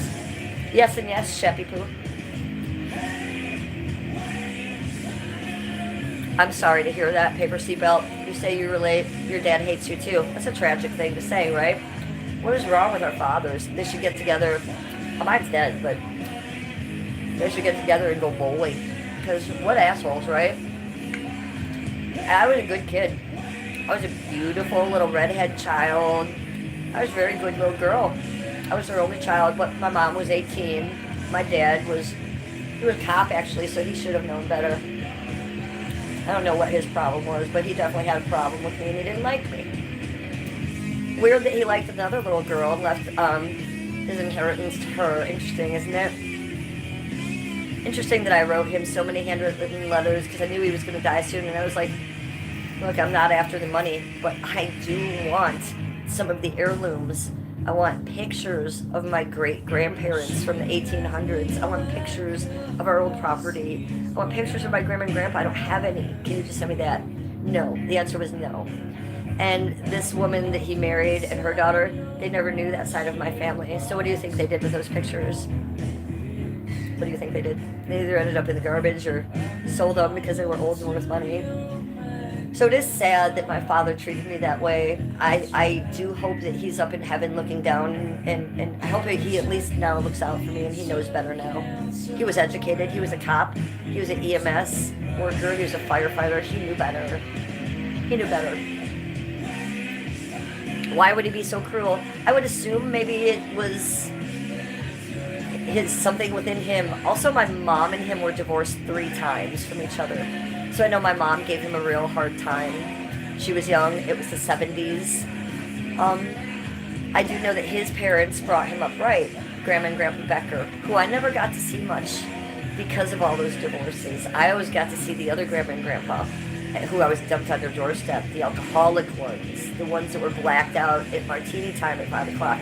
The other ones, my dad's parents, they brought him up right. They were old school. They never drank. They knew better. When I went to their house, it was the only time in my childhood I was abused. Physically, sexually, mentally, emotionally, A, B, C, D, E. So it was kind of nice to be around his people. So I don't know what his excuse was. He was brought up right. He was educated. He knew better. I was a good little kid. You can't blame me. Even though they did, and I blamed me for a long time, now I know better. So that's why I'm getting the tattoo. To bring him a little closer to me after he died, because I couldn't get that in his real life. Hi, KYXXX. Bro, the statue? Oh, yeah. Statue's amazing, right? Joseph and Jesus statue? It's amazing. It doesn't make me jump. I've had it for probably 35 years, that statue. I was an art history major, and I collect shit like that. So I've had it a long time. I'm amazed it still stands and it's not broke. What are you saying, paper seatbelt? I didn't get anything either of your mothers. Your brother and his girlfriend are junkies and didn't tell me for 2 weeks, so it's real messy. Oh, I'm sorry, that's terrible. So I'm not the only one that has it messy. And that's another reason why I compartmentalize and trauma dump here on my live streams. You know, this is my diary. This is how I don't go to therapy. You guys are my therapy. So when I hear stuff like that, paper seatbelt, it really helps me. I wonder if what I say helps you. And then I'm just not babbling sometimes, because some people are just like, shut the fuck up, lady. What the hell are you going on about? But then some of you, it might resonate with you, and that's what I'm going for there. Firstly, selfishly, to help myself. He's a loser. It's whatever, she says. I got a hold of him when my mom died, and his wife told me that he didn't want to deal with it. Same thing, when my dad died, I got ready to go to the funeral, and I was told that I wasn't allowed to come to the funeral. The decorated fireman's cop's funeral. His only child. There was never a big fight. Nothing ever happened. I just wasn't allowed to come, and I wasn't allowed to get the money. What was the excuse? They said they thought I might make a scene. I'd like to show them a scene. I could trust I could make a scene, but I would never have done that at my father's funeral, you know? So I thought that was weird. I'm sorry you had to deal with that too, paper seatbelt. It's just terrible. Trauma dumping is healthy. No, trauma dumping is healthy. Trauma dumping is half the reason I live stream. And that's the truth. I'm not eating the rest of this because I'm going back to smoking weed. And Shep, see? Even the men in chat. Sheppy Poo says, sounds all too familiar, unfortunately. So, we all have our story. And I don't just trauma dump to be like, me, blah, blah, blah, blah. It's this time of year. A lot of people are having a hard time seeing these holiday commercials. And look, I don't see a holiday commercial with a family sitting around the table and sit here and cry. But it affects me. It makes me sad. And it's not like, oh, I want to call my family because I miss them. No, they were abusive to me. It makes me think, why did I get dealt such a bad card? You know, Skip will call his family, talk to Davey, love each other, they'll talk. My family is 20 minutes away. They will all gather, and they will probably talk shit about me because they hate me. I wonder if they know about this channel. Do you think they do? I wonder if they watch. I don't know. I've done my damnedest to keep my real name off this channel and a paper trail to me for that reason. But look at what everybody else has found out. Look how my neighbors across the street found out.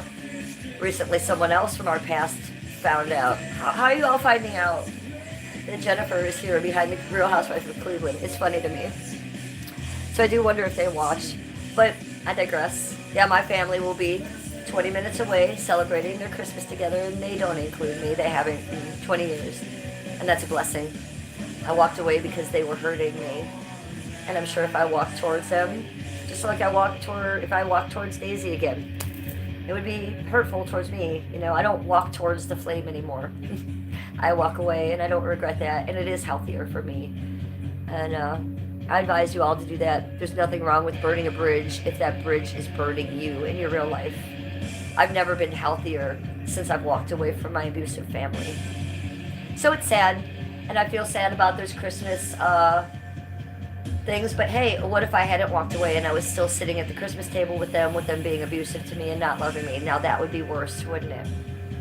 So we all have to grow up, we have to find our own path, and we have to find out how we deal with it around the holidays, right? So this is how I deal with it a little bit, and maybe a couple of Valiums.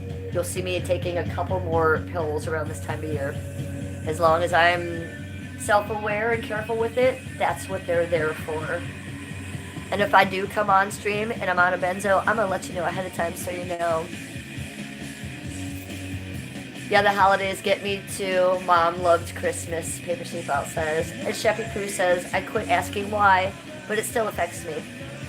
Yeah, word for word, Sheppy Poo. It still affects me, but I'll never understand why those educated, wealthy people with money that didn't have any responsibilities but one thing. They had one job, and that was me. Couldn't handle it. Even through the, you know, it's a long time. It's a long, you gotta wonder. Lorazepam is your go-to. Okay. When I was in psych ward, that's what they gave me was Lorazepam. No, it's exactly like Valium, just not as much of a... It is a benzo, I believe. I believe Lorazepam is a benzo. It just won't hit you as hard as a Valium. So I know Lorazepam well. She's lovely, and I love her. It is worse during the holidays. Oh, you're on Zoloft and Abilify. Girl, it's a lot. They tried to put me on Zoloft one time, probably about 10 years ago, for just anxiety. I don't have bipolar or depression or anything like that, but they said, well, this will also work for anxiety. I said, I'll give it a try. You know all those commercials where they say, this medication might cause you to shit your brains out. It might cause you to feel, you know, this one, it might cause you to feel suicidal, and they may not be your own thoughts. Yeah, Zoloft did that to me. I am never suicidal. My great-grandma killed herself. I am a starseed and spiritual. I believe in soul contracts. I believe in living this life out. Even if the worst thing happened to me and I ended up in a tent in Skid Row, I would never kill myself. So, when I was given that drug and it gave me thoughts of that were not my own, I took that very seriously, and I put that drug down, and I told those doctors right away, and they're like, yeah, that's a normal side effect. I'm like, that you want to kill yourself? And that you're literally thinking of ways to kill yourself and you have to be like, I don't want to die. That's what this drug did. She said, oh, not for all people. For a lot of people, it helps them a lot. But for some people, it has that effect. I was like, well, Jesus Christ, thank God I realized that before, you know, taking an axe to my fucking head, y'all. Thanks for using me as a guinea pig. Yeah, that's what they said, Paper Seatbelt. For some people, it works like magic. So you must be one of those people. For me, it made me want to slit my throat. And that's not me. So I did not understand that. You have other side effects? You were a mess in your 20s. Well, the Abilify, isn't the Abilify just to make any drug you're on work harder? Isn't that... I might be under the wrong impression, but I can't take that either. Because it's for more symptoms than I have. All I have is anxiety disorder, PTSD, and a little bit of OCD. And I received the OCD in the psych ward when I got off the benzos too hard. It was an injury I received from getting off the benzos. So in layman's terms, it's brain damage that I received. And I got a little bit of memory loss with that too. So I'm like a little Alzheimer's like it. I've talked about that many times before. The protracted withdrawal that I have, that's just simply from me getting off benzos in the psych ward too fast. Yes, they medicated me, but I should have died from that. I should have stroked out. I should have had a heart attack. My blood pressure was so high they thought I was going to die. They kept me in the hospital for 6 days getting off Klonopin and Xanax. So I'm very careful, and they don't put me on Klonopin or Xanax or anything like that. They are strictly diazepam given by my doctor, and they can watch me super tight. But me still being addicted to that pill, and me receiving the protracted withdrawal and the injuries that I did from going off of them, that's also life threatening for a 56-year-old woman, right? You know, at my age, I could have a heart attack just because I wake up having 8 panic attacks at 5 a.m. for no reason at all. And then I wake up and I'm walking through the house and I'm writhing just like any junkie you see on Skid Row. That's what protracted withdrawal is I forever will withdraw off the benzos. And it's like withdrawing off heroin or fentanyl. It's the same thing.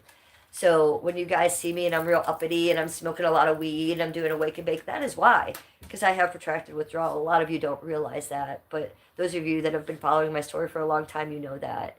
So yeah, I am just like any of those junkies you see on Kensington, huddled over. But I just handle it a little differently. I may spin for you.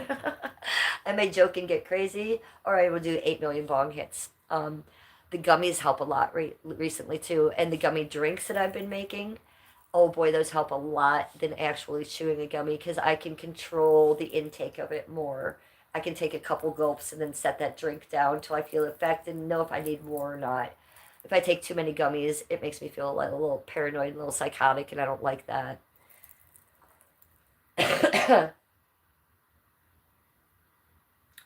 And Shep says, I'm prescribed diazepam for doctor procedures as needed, lorazepam daily. Wow, that's amazing because when I go to get my teeth done, yeah, that's what they would give me is diazepam. And that is before my doctor, the Cleveland Clinic, was just like, Jen, let's just give you a bottle to put in your cabinet so you can take it as needed. But yeah, that's what the dentist was giving me for the past 2 years. And I would only get like 5.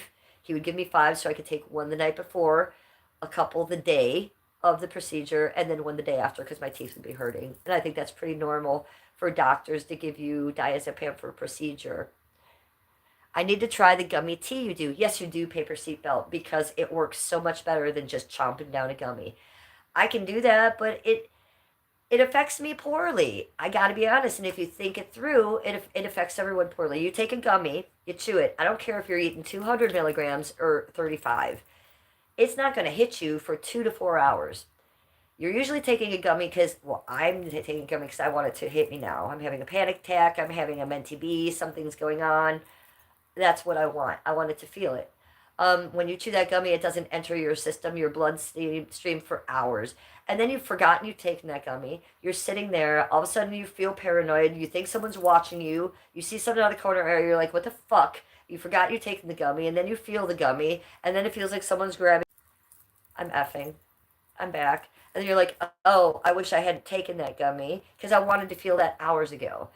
So here's the secrets with the gummy drinks. Hot water melts a gummy. You take the dosage, however, I do 50 milligrams these days. That's my dosage. I cut it up into little pieces. I quit cutting it. I'm tearing it up like a barbarian into little pieces. You put that in the bottom of a mug. You make hot water, only about this much. The mug's this big. You put this much. You make that hot water. You set it in there. You stir them till they disintegrate. You can even put something over the top of the mug for 60 seconds. And it will disintegrate. Then you just do whatever you want. You add your tea, you add your sugar, your cinnamon. Or, here's another thing I do. You stick that hot water in the freezer for 5 minutes. You cool it down. You get it to room temperature. Add ice cubes. Add Kool-Aid, sugar, cherry Kool-Aid. You make a cold drink. So you can make it cold or hot, but you just have to melt those gummies down first. Hi, Wayne Larson. Good to see you in chat, sweetie. He says, I just take one for sleep. Have never been forever. May I ask what you do take for sleep? They used to prescribe me Ambien for sleep. while I was on Klonopin and Xanax. I was that person you read about. Like, I'd wake up in the morning, all the burners would be on fire. There would be soap all over the kitchen floor. The car would be on because I had been driving. I was doing all kinds of shit in the night on Ambien. So I don't think Ambien's a good drug for people. Oh, Klonopin. Oh, yes. If you're just taking it for sleep at night, I'm sure that's fine. Yes. The amount of Klonopin they had me on was 1.5 in the morning. They were green pills. I don't remember the milligram. 1.5 in the morning, 2 in the afternoon, and 2 at bed. And when I went to the secondary doctor years later, they said, Jennifer, you are 97 pounds. This is enough for a 350-pound man, and it would kill them. And I was kind of like, I know. I'm feeling like a zombie, and I don't know what's going on. So, yeah. What made you hear voices? Oh, the Ambien. It made me hallucinate. It made me do things that I was unaware I was doing, specifically cleaning, eating, and driving. Very dangerous things.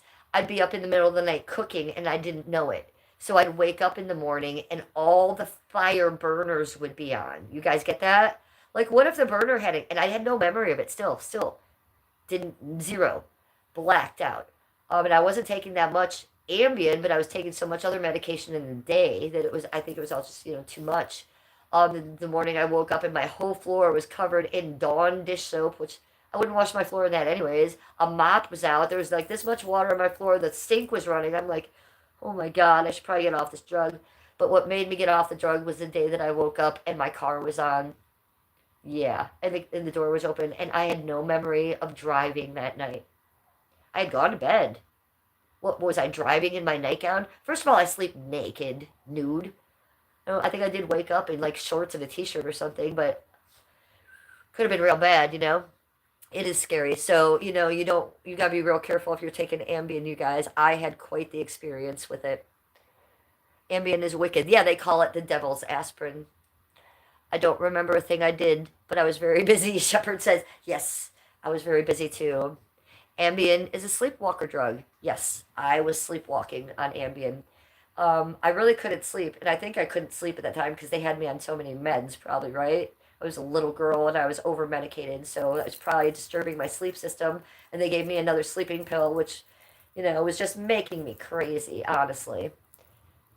So after all of this, at the end of the day, I never take anything for sleep.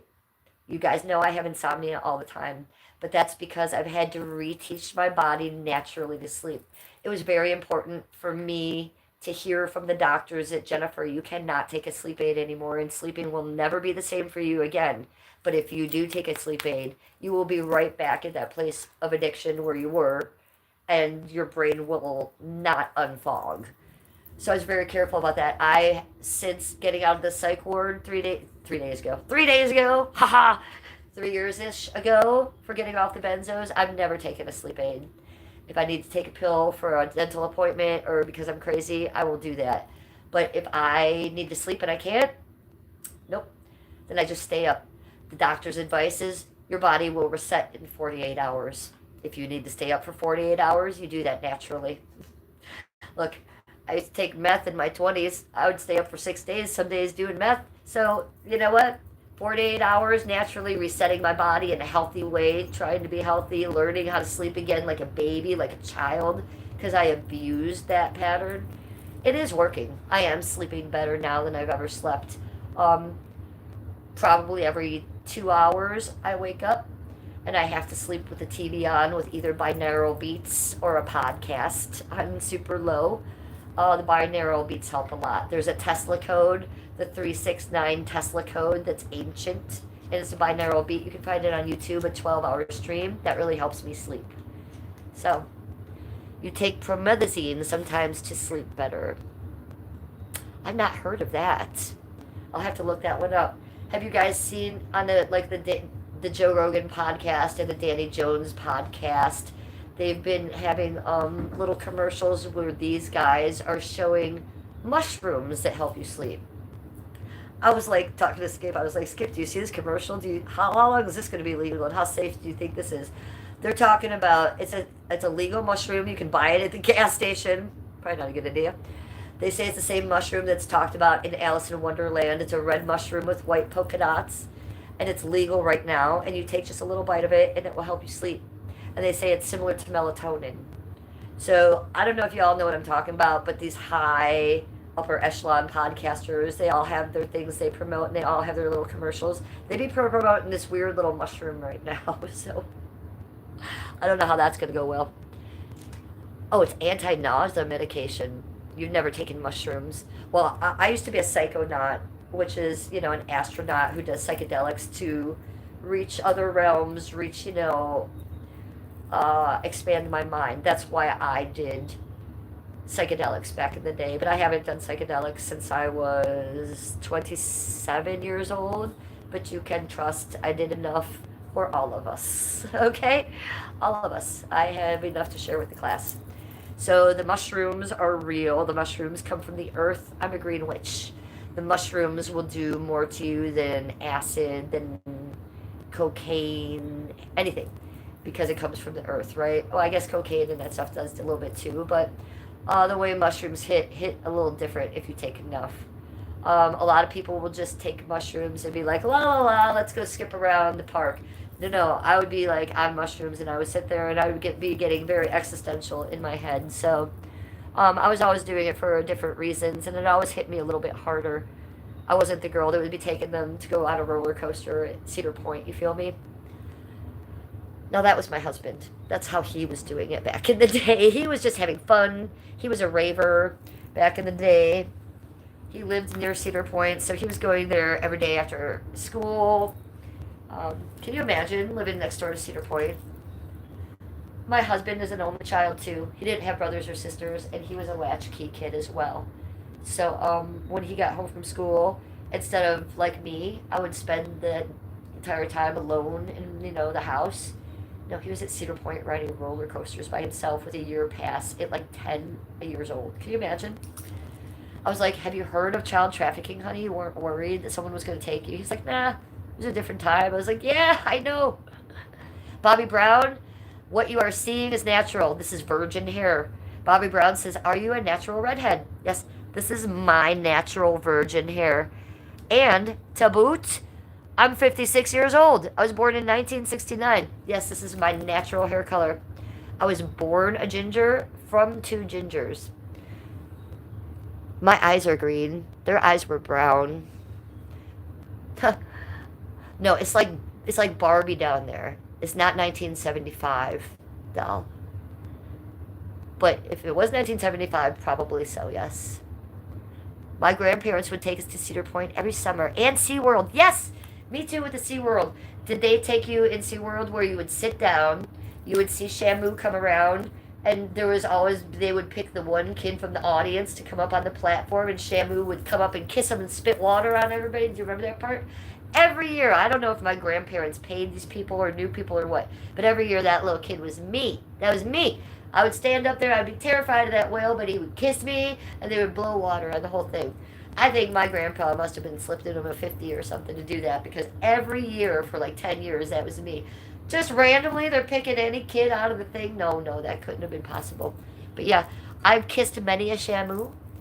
I've kissed a sea lion at the Cleveland County Fair. Oh, and this was doxed a few times. This picture of me and Skippy has been doxed a few times. It's even on Janny's channel right now, of me and Skippy standing between a sea lion, and I'm kissing it. Yes. So I have kissed some marine animals. I loved SeaWorld. SeaWorld was fun. And do you remember at Cedar Point they had the water park too? That was fun. Do you remember they had a little SeaWorld in Cedar Point, and they had some like dolphins and stuff? But right near the dolphins, Shep, think hard. If you're in Cedar Point, right near the dolphins, they had the rotor, which is that round thing where you stick up. It's that ride where you stand against the wall, it goes real fast, and you stand there. I would ride that thing like 15 times in a row. I loved the rotor. But I digress. Bobby Brown just wants to know about pubes. Back to YouTube reality.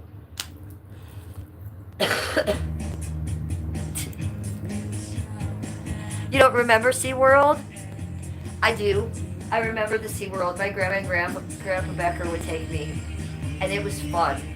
I had a good time at the SeaWorld. Now that I know what I know about SeaWorld circuses, you know those animals were being highly abused, right? That's why they don't have it anymore. But we didn't know that then, and it was cute. You were like 5. I was like 8, 9. I don't think I was 5. I was at 5. I don't think I remember that, but I was a little bit older than I do remember it. And these are with the grandparents that I talked about that I didn't see very often. So it was special. It was always good. It's a better age to go. Yeah, I don't think a 5-year-old should be even taken to an amusement park. What the fuck are they? Don't be dragging your kids around an amusement park. They can't go on the rides. They're probably miserable in the sun. They're having a terrible time. They probably want a juice box and they want to sit in front of a TV on a couch. That's what I'm thinking. Yeah, I don't have kids, so I really shouldn't be saying stuff like that. But I do see little kids like that at the amusement parks, and I think, why are they here? It's weird. Get a sitter. I think I'd be miserable. You know what? As a little kid, my mom used to drag me to the Home and Flower show downtown Cleveland. Any of y'all ever been to the Home and Flower show as a child? Spare your children from that fucking nightmare. Good God. I used to be sitting there next to a plant like, Mom, can we leave now? This is the worst fucking shit ever. She was an absolute hippie. She thought that was hysterical. She'd stay for hours as I bitched. What the actual fuck? Now I'm old. You still couldn't get me to go to the Home and Flower show. What the actual fuck? In some warehouse? No thank you, man. Hit it! 1, 2, 3, go.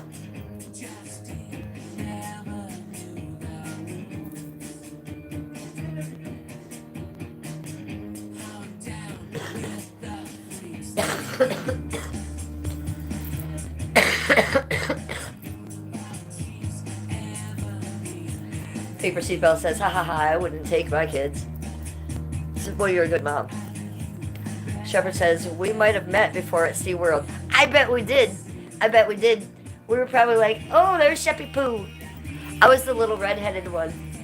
They always dressed me up, too. There's pictures of me going there, and I was wearing, like, the black patent leather shoes with the strap, like the white tights, like the red dress, like in the pigtail. Like, they had me done the fuck up, like in my Sunday best, Sunday school attire to go to the SeaWorld.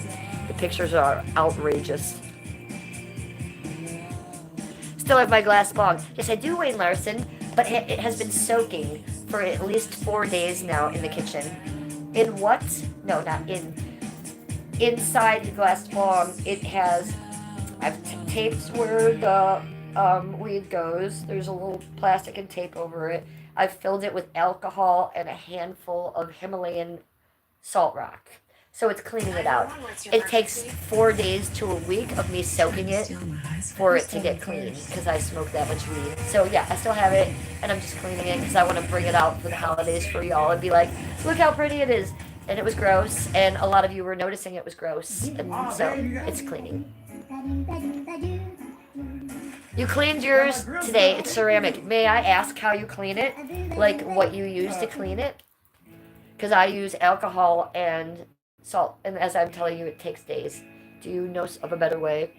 Shep says that would be weird, but fate is crazy like that. I wouldn't doubt it, Shep. I absolutely know, Shep, that you and I have had past lives together. I know it. Okay, I'm a true believer in past lives. I know people's souls. People come back together in weird ways, especially like this on YouTube. Not everybody, but you, Sheppy, we've done this before. So if you and I were once at fucking SeaWorld, I'm sure that we would have caught our eyes and we've been like, and our souls would have been like, I see you on the YouTube in 30 years, yo. Yes, I believe that. Like strippers that I've worked with. It would be odd that the same bunch of us strippers wouldn't plan it. We'd all work in one place and then we'd all quit and go work to another place. You know, it was like a sistership. I had past life memories of working with those girls before, not as strippers, but like, I'll give you a weird example. With the stripper chicks that I worked with, I had past life memories of being like a black Aboriginal person in a forest working with these same people. I have had past life regression done professionally because as a child I had so many past life memories that I was confused. So they took me to a therapist and I had past life regression. So I was able to compartmentalize a lot of what was memories and put it there. So I believe in past life memories. I believe that we come back to the people that we've known in other lifetimes. Like, for example, your mom.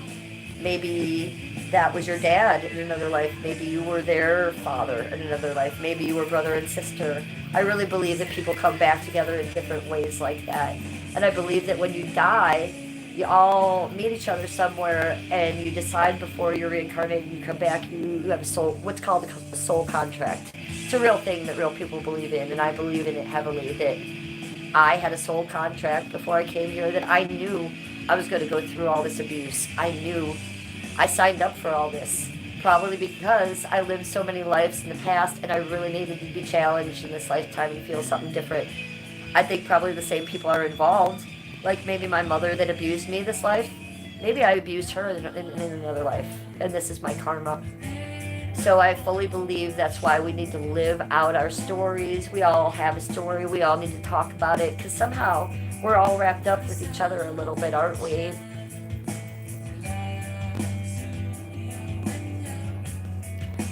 Wayne Larson says alcohol. Just pure alcohol to clean the bong. Okay.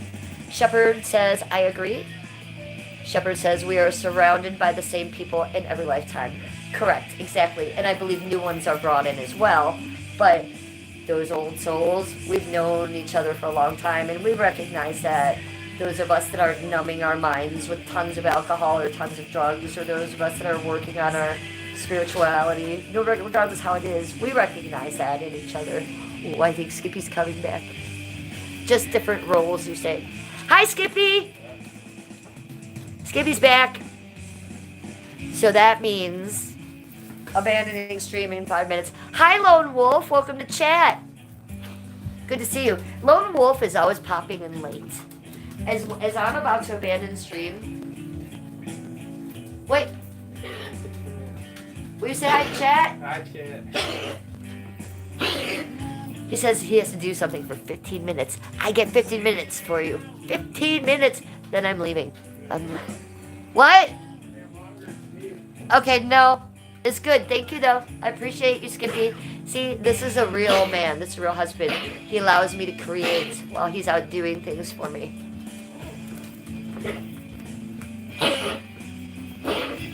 I know. I have an amazing life, and I'm very happy.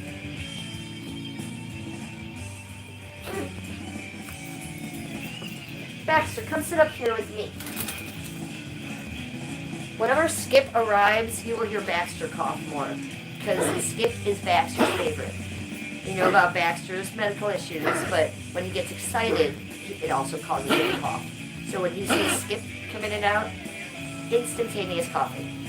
Let's just calm down a little bit, buddy. I'm just going to rub you a little bit so you relax. Relax, you'll be alright. Okay, there you go. There you go. So we've really covered it all today, haven't we?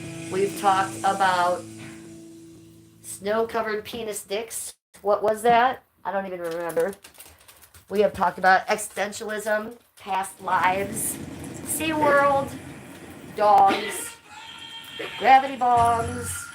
We're really living the dream. I don't know. People sometimes ask me, what is your content? And I'm just kind of like, it's all over the place. Hey, Glizzy! Why did that crazy lady from California turn against you? I thought you were good friends. We were good friends. But that's what you get when you befriend a crazy lady from California. It's just that simple. It is literally that simple. We've tried numerous times with her, and every time she's crazier.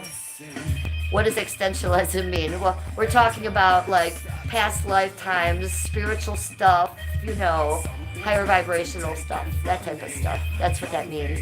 But Glizzy Gobbler, it's nice to see you in my chat. Yeah, and we were good friends, but it was more on my part.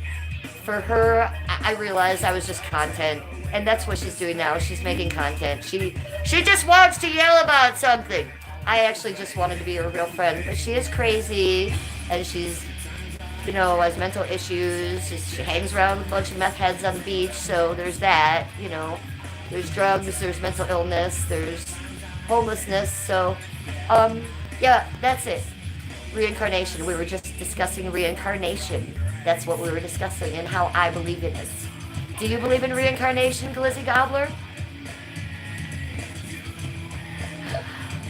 From Days of the Venice Healer to reincarnation. I prefer it. Let's move on.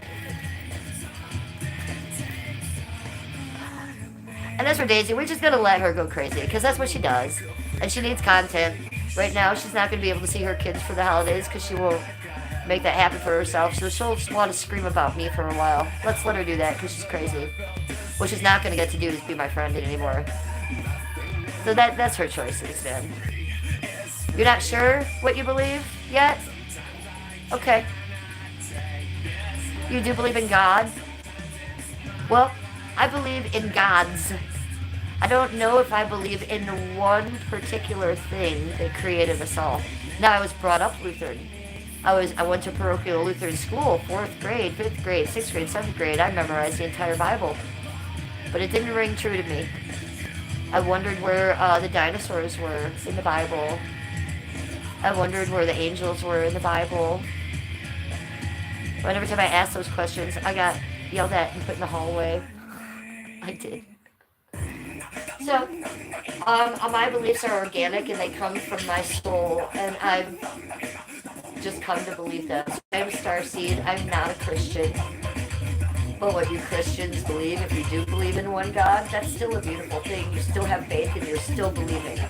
I feel you're getting there, but I just feel there's so much more than that. Healthy borders are essential to any relationship. Hey, buddy, we ain't talking borders. We're talking Trump fucking walls with steel reinforcements now, okay?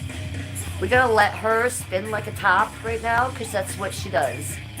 And it's gross. I'm being very kind right now.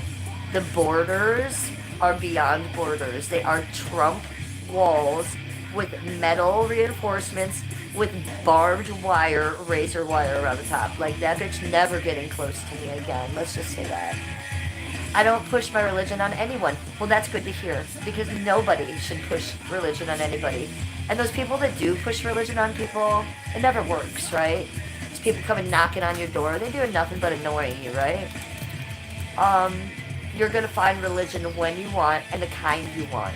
And more importantly, it's probably going to find you when the right time is.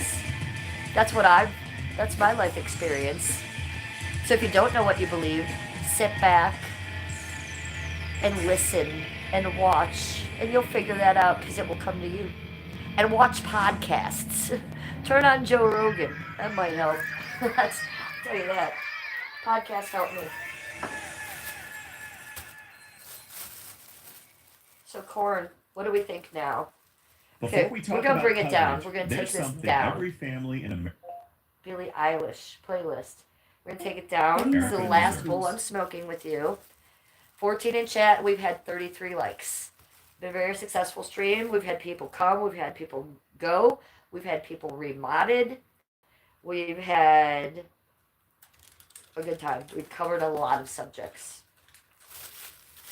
So thank you all for hanging out with me this morning. We started out with Christmas music. We went crazy with Pantera and Suicidal Tendencies. We're going to bring it down to Billie Eilish right now. I'm going to say something. I don't like Billie Eilish. I don't like that girl and how she acts and what she stands for.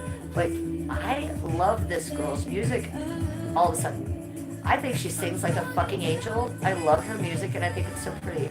But when I see her and out in the world talking, I kind of want to punch her in her fucking face. So, we'll just leave it at that. But I'm not a violent person, and I would never do that. It's just the thoughts that go through my head. Okay. I digress. This is me being authentic with y'all. I'm not always nice. Okay. So, the count of 3. Shall we? 0. 1, 2, 3. of shit.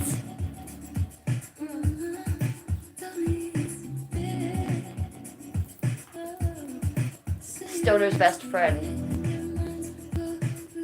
A toothpick.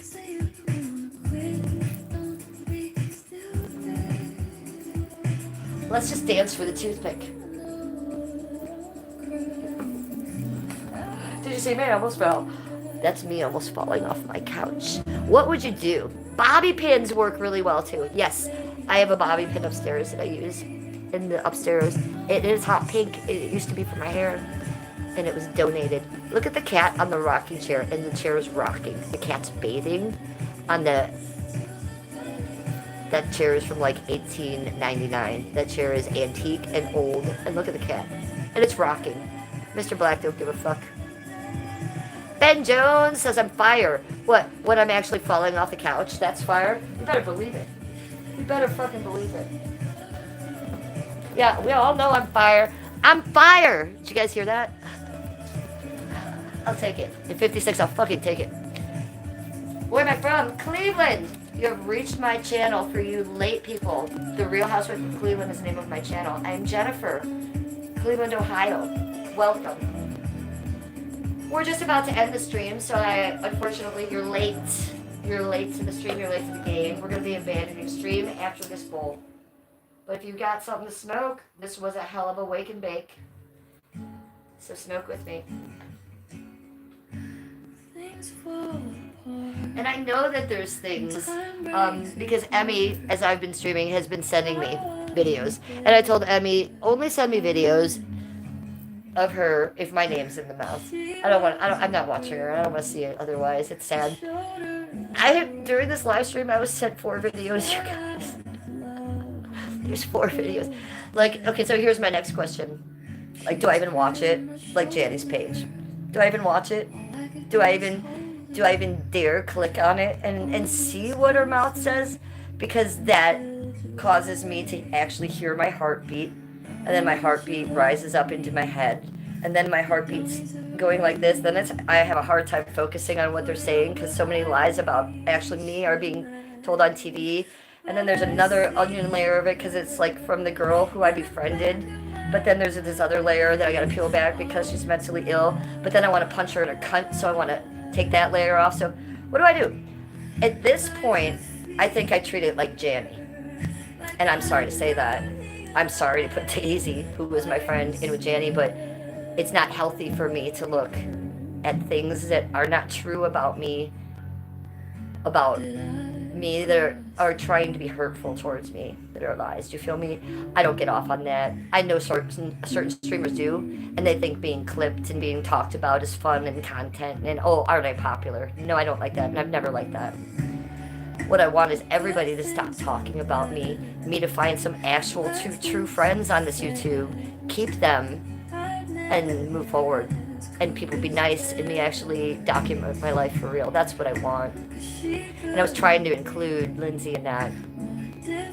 So we're going to let Lindsay go off like a top. But I think for my own mental health and for my own sanity, I don't watch. I'm not going to look at it just like Janny's page. I'm not going to look at it. If you're going to make fun of me and the nice things I've done to you, I'm probably going to get hurt by that because that's who I am. And yes, I can react to that and I can be funny and I can make a mean video too, but I don't want to do that. I just want to let that one die. She's not Janny. She should know better. She's a 44-year-old woman that was my girlfriend. But I do think she's too mentally ill, and I do think she's probably smoking a lot of meth. It's just my personal thoughts there, okay? Because, well, those are just my personal thoughts.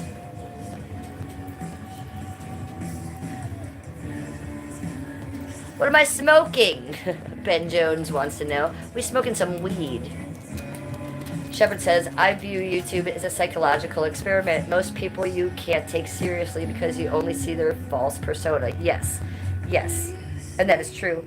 But there are a few people on here that are real. You're one of them, Shep. I'm one of them. I believe Paper Seatbelt's one of them. I believe Heather Navarro is one of them. She's not here right now. How special is she?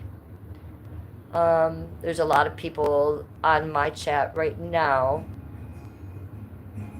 that are my mods that I consider special people on this planet and that are good people that I've found in this world. So you grab onto those people and you hold on tightly, and those people can make mistakes too, including me. Look at me in Paper Seatbelt. We made some mistakes, but if you can come back from that and learn and grow from that, wow, right? Wow for us all. So that's what I'm trying to achieve, and that's why I'm different from the other live streamers you're going to be watching.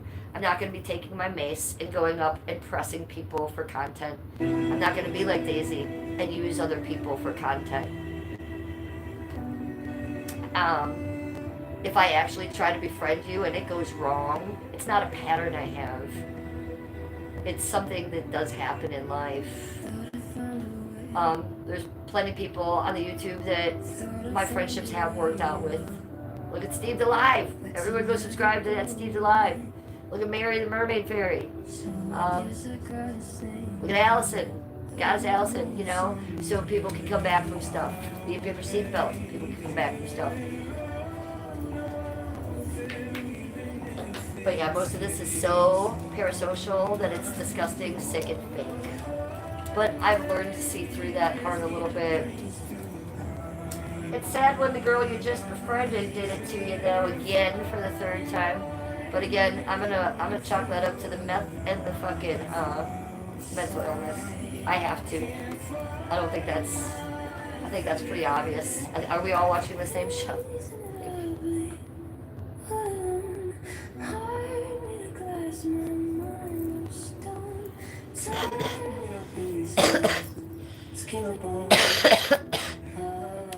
Chef says yes, very few people on here are real and I cherish them. Yeah, and Shep and I have kind of learned that together. And Shep and I have been through a bit of a road.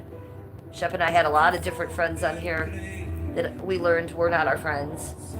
And so that's sad. That's sad to learn. And it always was going to hurt your feelings, but it's better to know than to not know. Paper Seatbelt says, I'm still really sorry about everything. I really had no idea it would end up like that. And I know that. I know that. And I really mean when I said what I said before, that you are kind of my hero in the way that if it wasn't for you, I wouldn't have seen the real Melissa. And I would have still been protecting her. Now, how bad would that have been? Look, Melissa was trying to come to my house. How would that have worked out? I would have got robbed blind, you know? So, losing my page for a couple months and all my content, maybe that had to happen for a reason, so something bigger didn't happen to me. And I would have still been sticking up for those people had something not changed. So, you actually came in like an angel, not a tornado. And I appreciate you. And I know you didn't mean it. I know you didn't know it was going to end up like that. Who could have, right? If any of us would have known what we knew now, right? We all would have made different choices. I never would have had her on my channel. Because I have all these old clips on my TikTok of her being like, oh, I love you, Cleveland. This is so much fun. But yet I watch streams of her saying, yeah, she had me on her channel and she was pathetic and I hated it the whole time. Oh, really? Interesting, you know? It's just like, God, I wish I could take that all away. And I wouldn't have helped her. I feel bad. I stuck my nose in other people's business, Paper Seatbelt says, and hell yeah, I reacted horribly. Well, and then I reacted to that horribly, but I don't know what someone in my position was how I was supposed to react. I literally woke up one day and I checked my Instagram. Do you guys want to know how I found out? I checked my Instagram. I didn't know. You know who told me that I didn't have a channel anymore? Do any of you even know how I found out that I didn't have a channel anymore? It was Stevie. Stevie told me. I woke up one morning, and I usually would start making my content, but I went to my Instagram, and there was a message from Steve's Live there. And I clicked on the audio, and he was like, hey, Cleveland, what's going on? Everybody says that your page is not there, and what, did you rebrand your page or something, sweetie? He said, I know you're on your way to almost 3,000 subs. What's up? Where's your channel? And I was like, oh, that's Steve Alive again. What is wrong with him? And I went to my YouTube and I didn't have a channel. And I went to my YouTube and I didn't have a channel. And I went to my alt page, which was Real Housewife, and there that was with 100 subs. And I didn't have a channel. And I couldn't figure out what was going on. And so I called Steve back on Instagram and I began weeping. And I need weeping to Steve to leave. The guy who used to be my enemy. I was crying so hard I was hiccuping. I was like, I don't know what happened. Everything was fine last night. I have had this page since 2007, all my wedding pictures. He's like, the fuck?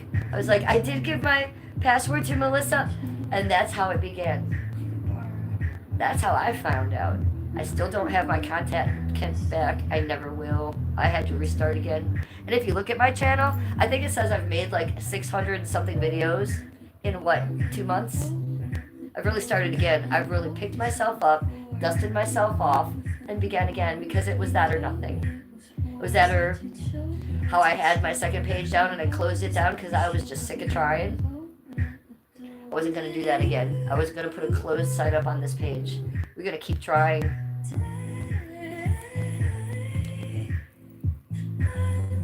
Benji the Bangle says, you still call me goddess. We got to stop that. It just falls out of my mouth. It's been 3 years. 3 years, Allison, of us calling it. Okay. Benji the Bangle here is ex-goddess Allison, you guys. So we be talking code talk right now behind the scenes. We'd be talking inside goddess info. And the thing is that there is no goddess anymore. But we are trying. It is a habit that comes out of her mouth. Why? Because we were being kind to her in her false world. And then we started calling each other that because it was funny and we were trolling each other, making fun of it. And then it just became a habit. So none of us ever thought we were goddesses. Let's just get that in the open. The only person that ever thought they were a goddess was Lindsay. I will even speak for Allison right now. When she called herself a god, if she didn't believe that, nor did I. Okay, it was just habit that we talked, you guys, and we are trying to get out of that. But we are ex-goddesses. I'm glad you didn't let them destroy you. Well, they did destroy me, Shep. They did destroy me. And that girl that you knew before is dead and gone. And I had to take a month off and really make sure that I didn't end up in a facility. Okay? So I was reborn a very stronger person. So I'm not the same girl that I was. I am much more authentic. I am much more, I was blunt before. I'm going to be this blunt now. I was told in the past to walk around things for people's feelings, not say people's names because that will bring content. Well, guess what? Fuck them. Fuck Melissa. Fuck Daddy. Fuck Deepsy. Fuck Gish. Fuck them all. You know, those people made my life very, very, very difficult. And now Lindsay's doing it, but Lindsay's doing it for different reasons. Than Melissa did, you know. And let's just add another name to that. While we naming names, we just gonna put CY on the beat there. You think that his fucking little fingers didn't fucking hit erase? I don't have content on my page because someone took every video I had down one by one. And that's some serious psychosis. I don't think Melissa even has that much commitment. I believe Melissa helped, but I think that CY on the beat had a lot more to do with this than any of us know. And he made that well known to me a couple days before my page was taken down, how much he hated me out of the blue, that I thought he was my bud. I used his 7-year-old beats on my nice shorts that were getting 1K. He hadn't made a beat in 7 years. All of a sudden then he's mad at me and my page is gone the next day. For what? For what? So it did destroy me, Shep, but it destroyed me in a good way. Okay? It made me realize I am strong. I was so good at what I did that they couldn't even just copy me. They couldn't even just come in and take my viewers. That wasn't good enough for them. They wanted me gone. Because I was that much of an op to them. So that's what they did. And they didn't expect me to live through it. None of them did. And then with Janny making fun of my cancer and, you know, uprooting Skip's past to prison and stuff, which I had already talked about, but that's not nice. And be very clear, Janny is one of the people that has been doxing me and Skip and our address and our name. Him and Gish and Deebsy. Be very clear, okay? I'm not gonna tiptoe around that either. Fuck those people, and fuck Gish and her Roblox pedophilia shit. I'm very proud that I helped fucking out that.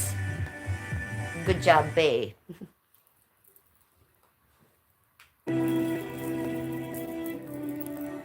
Cy and Melissa broke up and I should ask him. I would never talk to CY. No, I know exactly who CY is and what he's capable of and what he has done, not only to Melissa, who was a meth-addicted homeless woman who he took advantage of for money.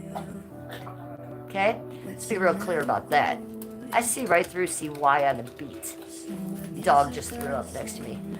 Live streaming! I gotta go clean up throw up. Hold on. Hey, you okay? What happened? You just puked right next to me. What happened, buddy? Oh my god, let mother get this. Oh boy. Now, Baxter had something to say about that conversation. Okay, you alright, bud?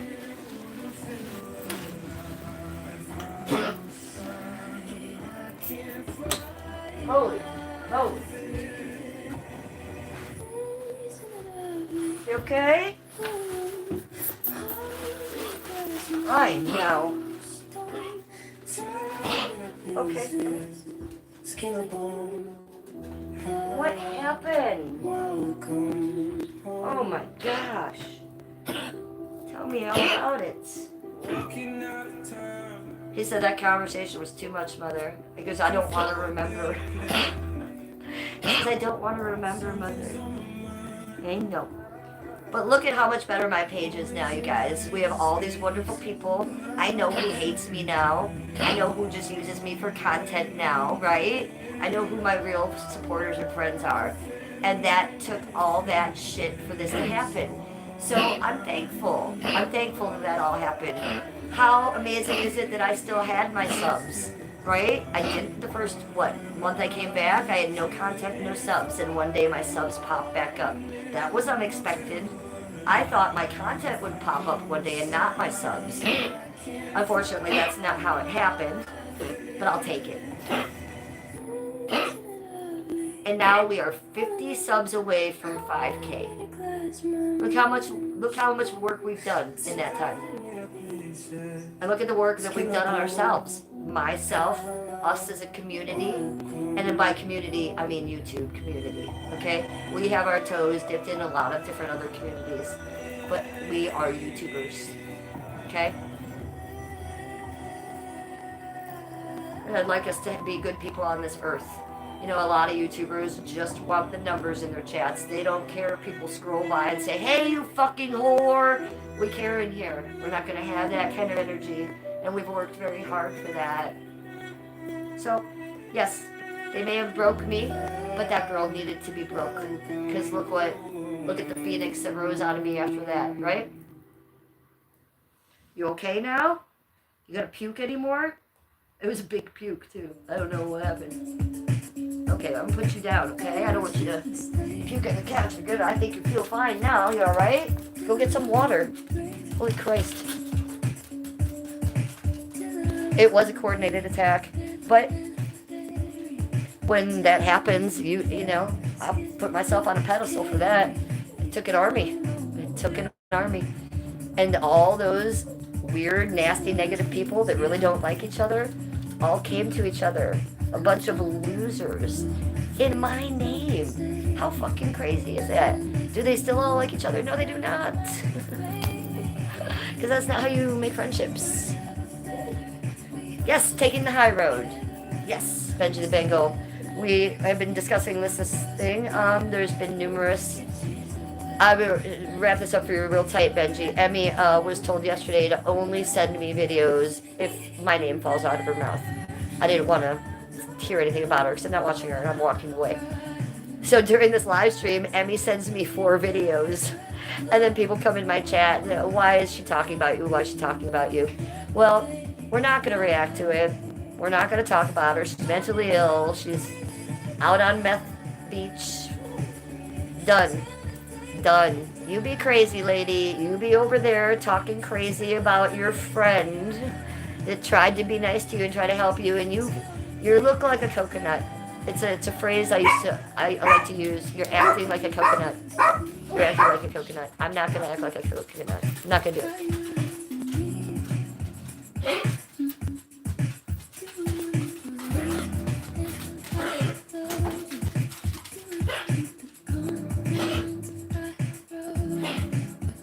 Oh, well, thank you, Daisy's wheelchair. Yeah, and you said, oh, I don't know him. I just figured he might tell you the truth. That is one thing that CY on the Beat, I can guarantee, will never do on a YouTube comment channel. It is probably in his real, is that he will never tell the truth. That is one thing I will say publicly on my channel today. CY on the Beat will not tell you the truth. No, ma'am. That will not happen. And that is me taking the high road. And there's my sweet husband. So I'm going to go. I love you all. Thank you for coming in and hanging out with me. But these bong hits, I'm going to do a Skippy. Skippy! Say goodbye to chat. Say it louder. Bye. Have a great day. Love you guys.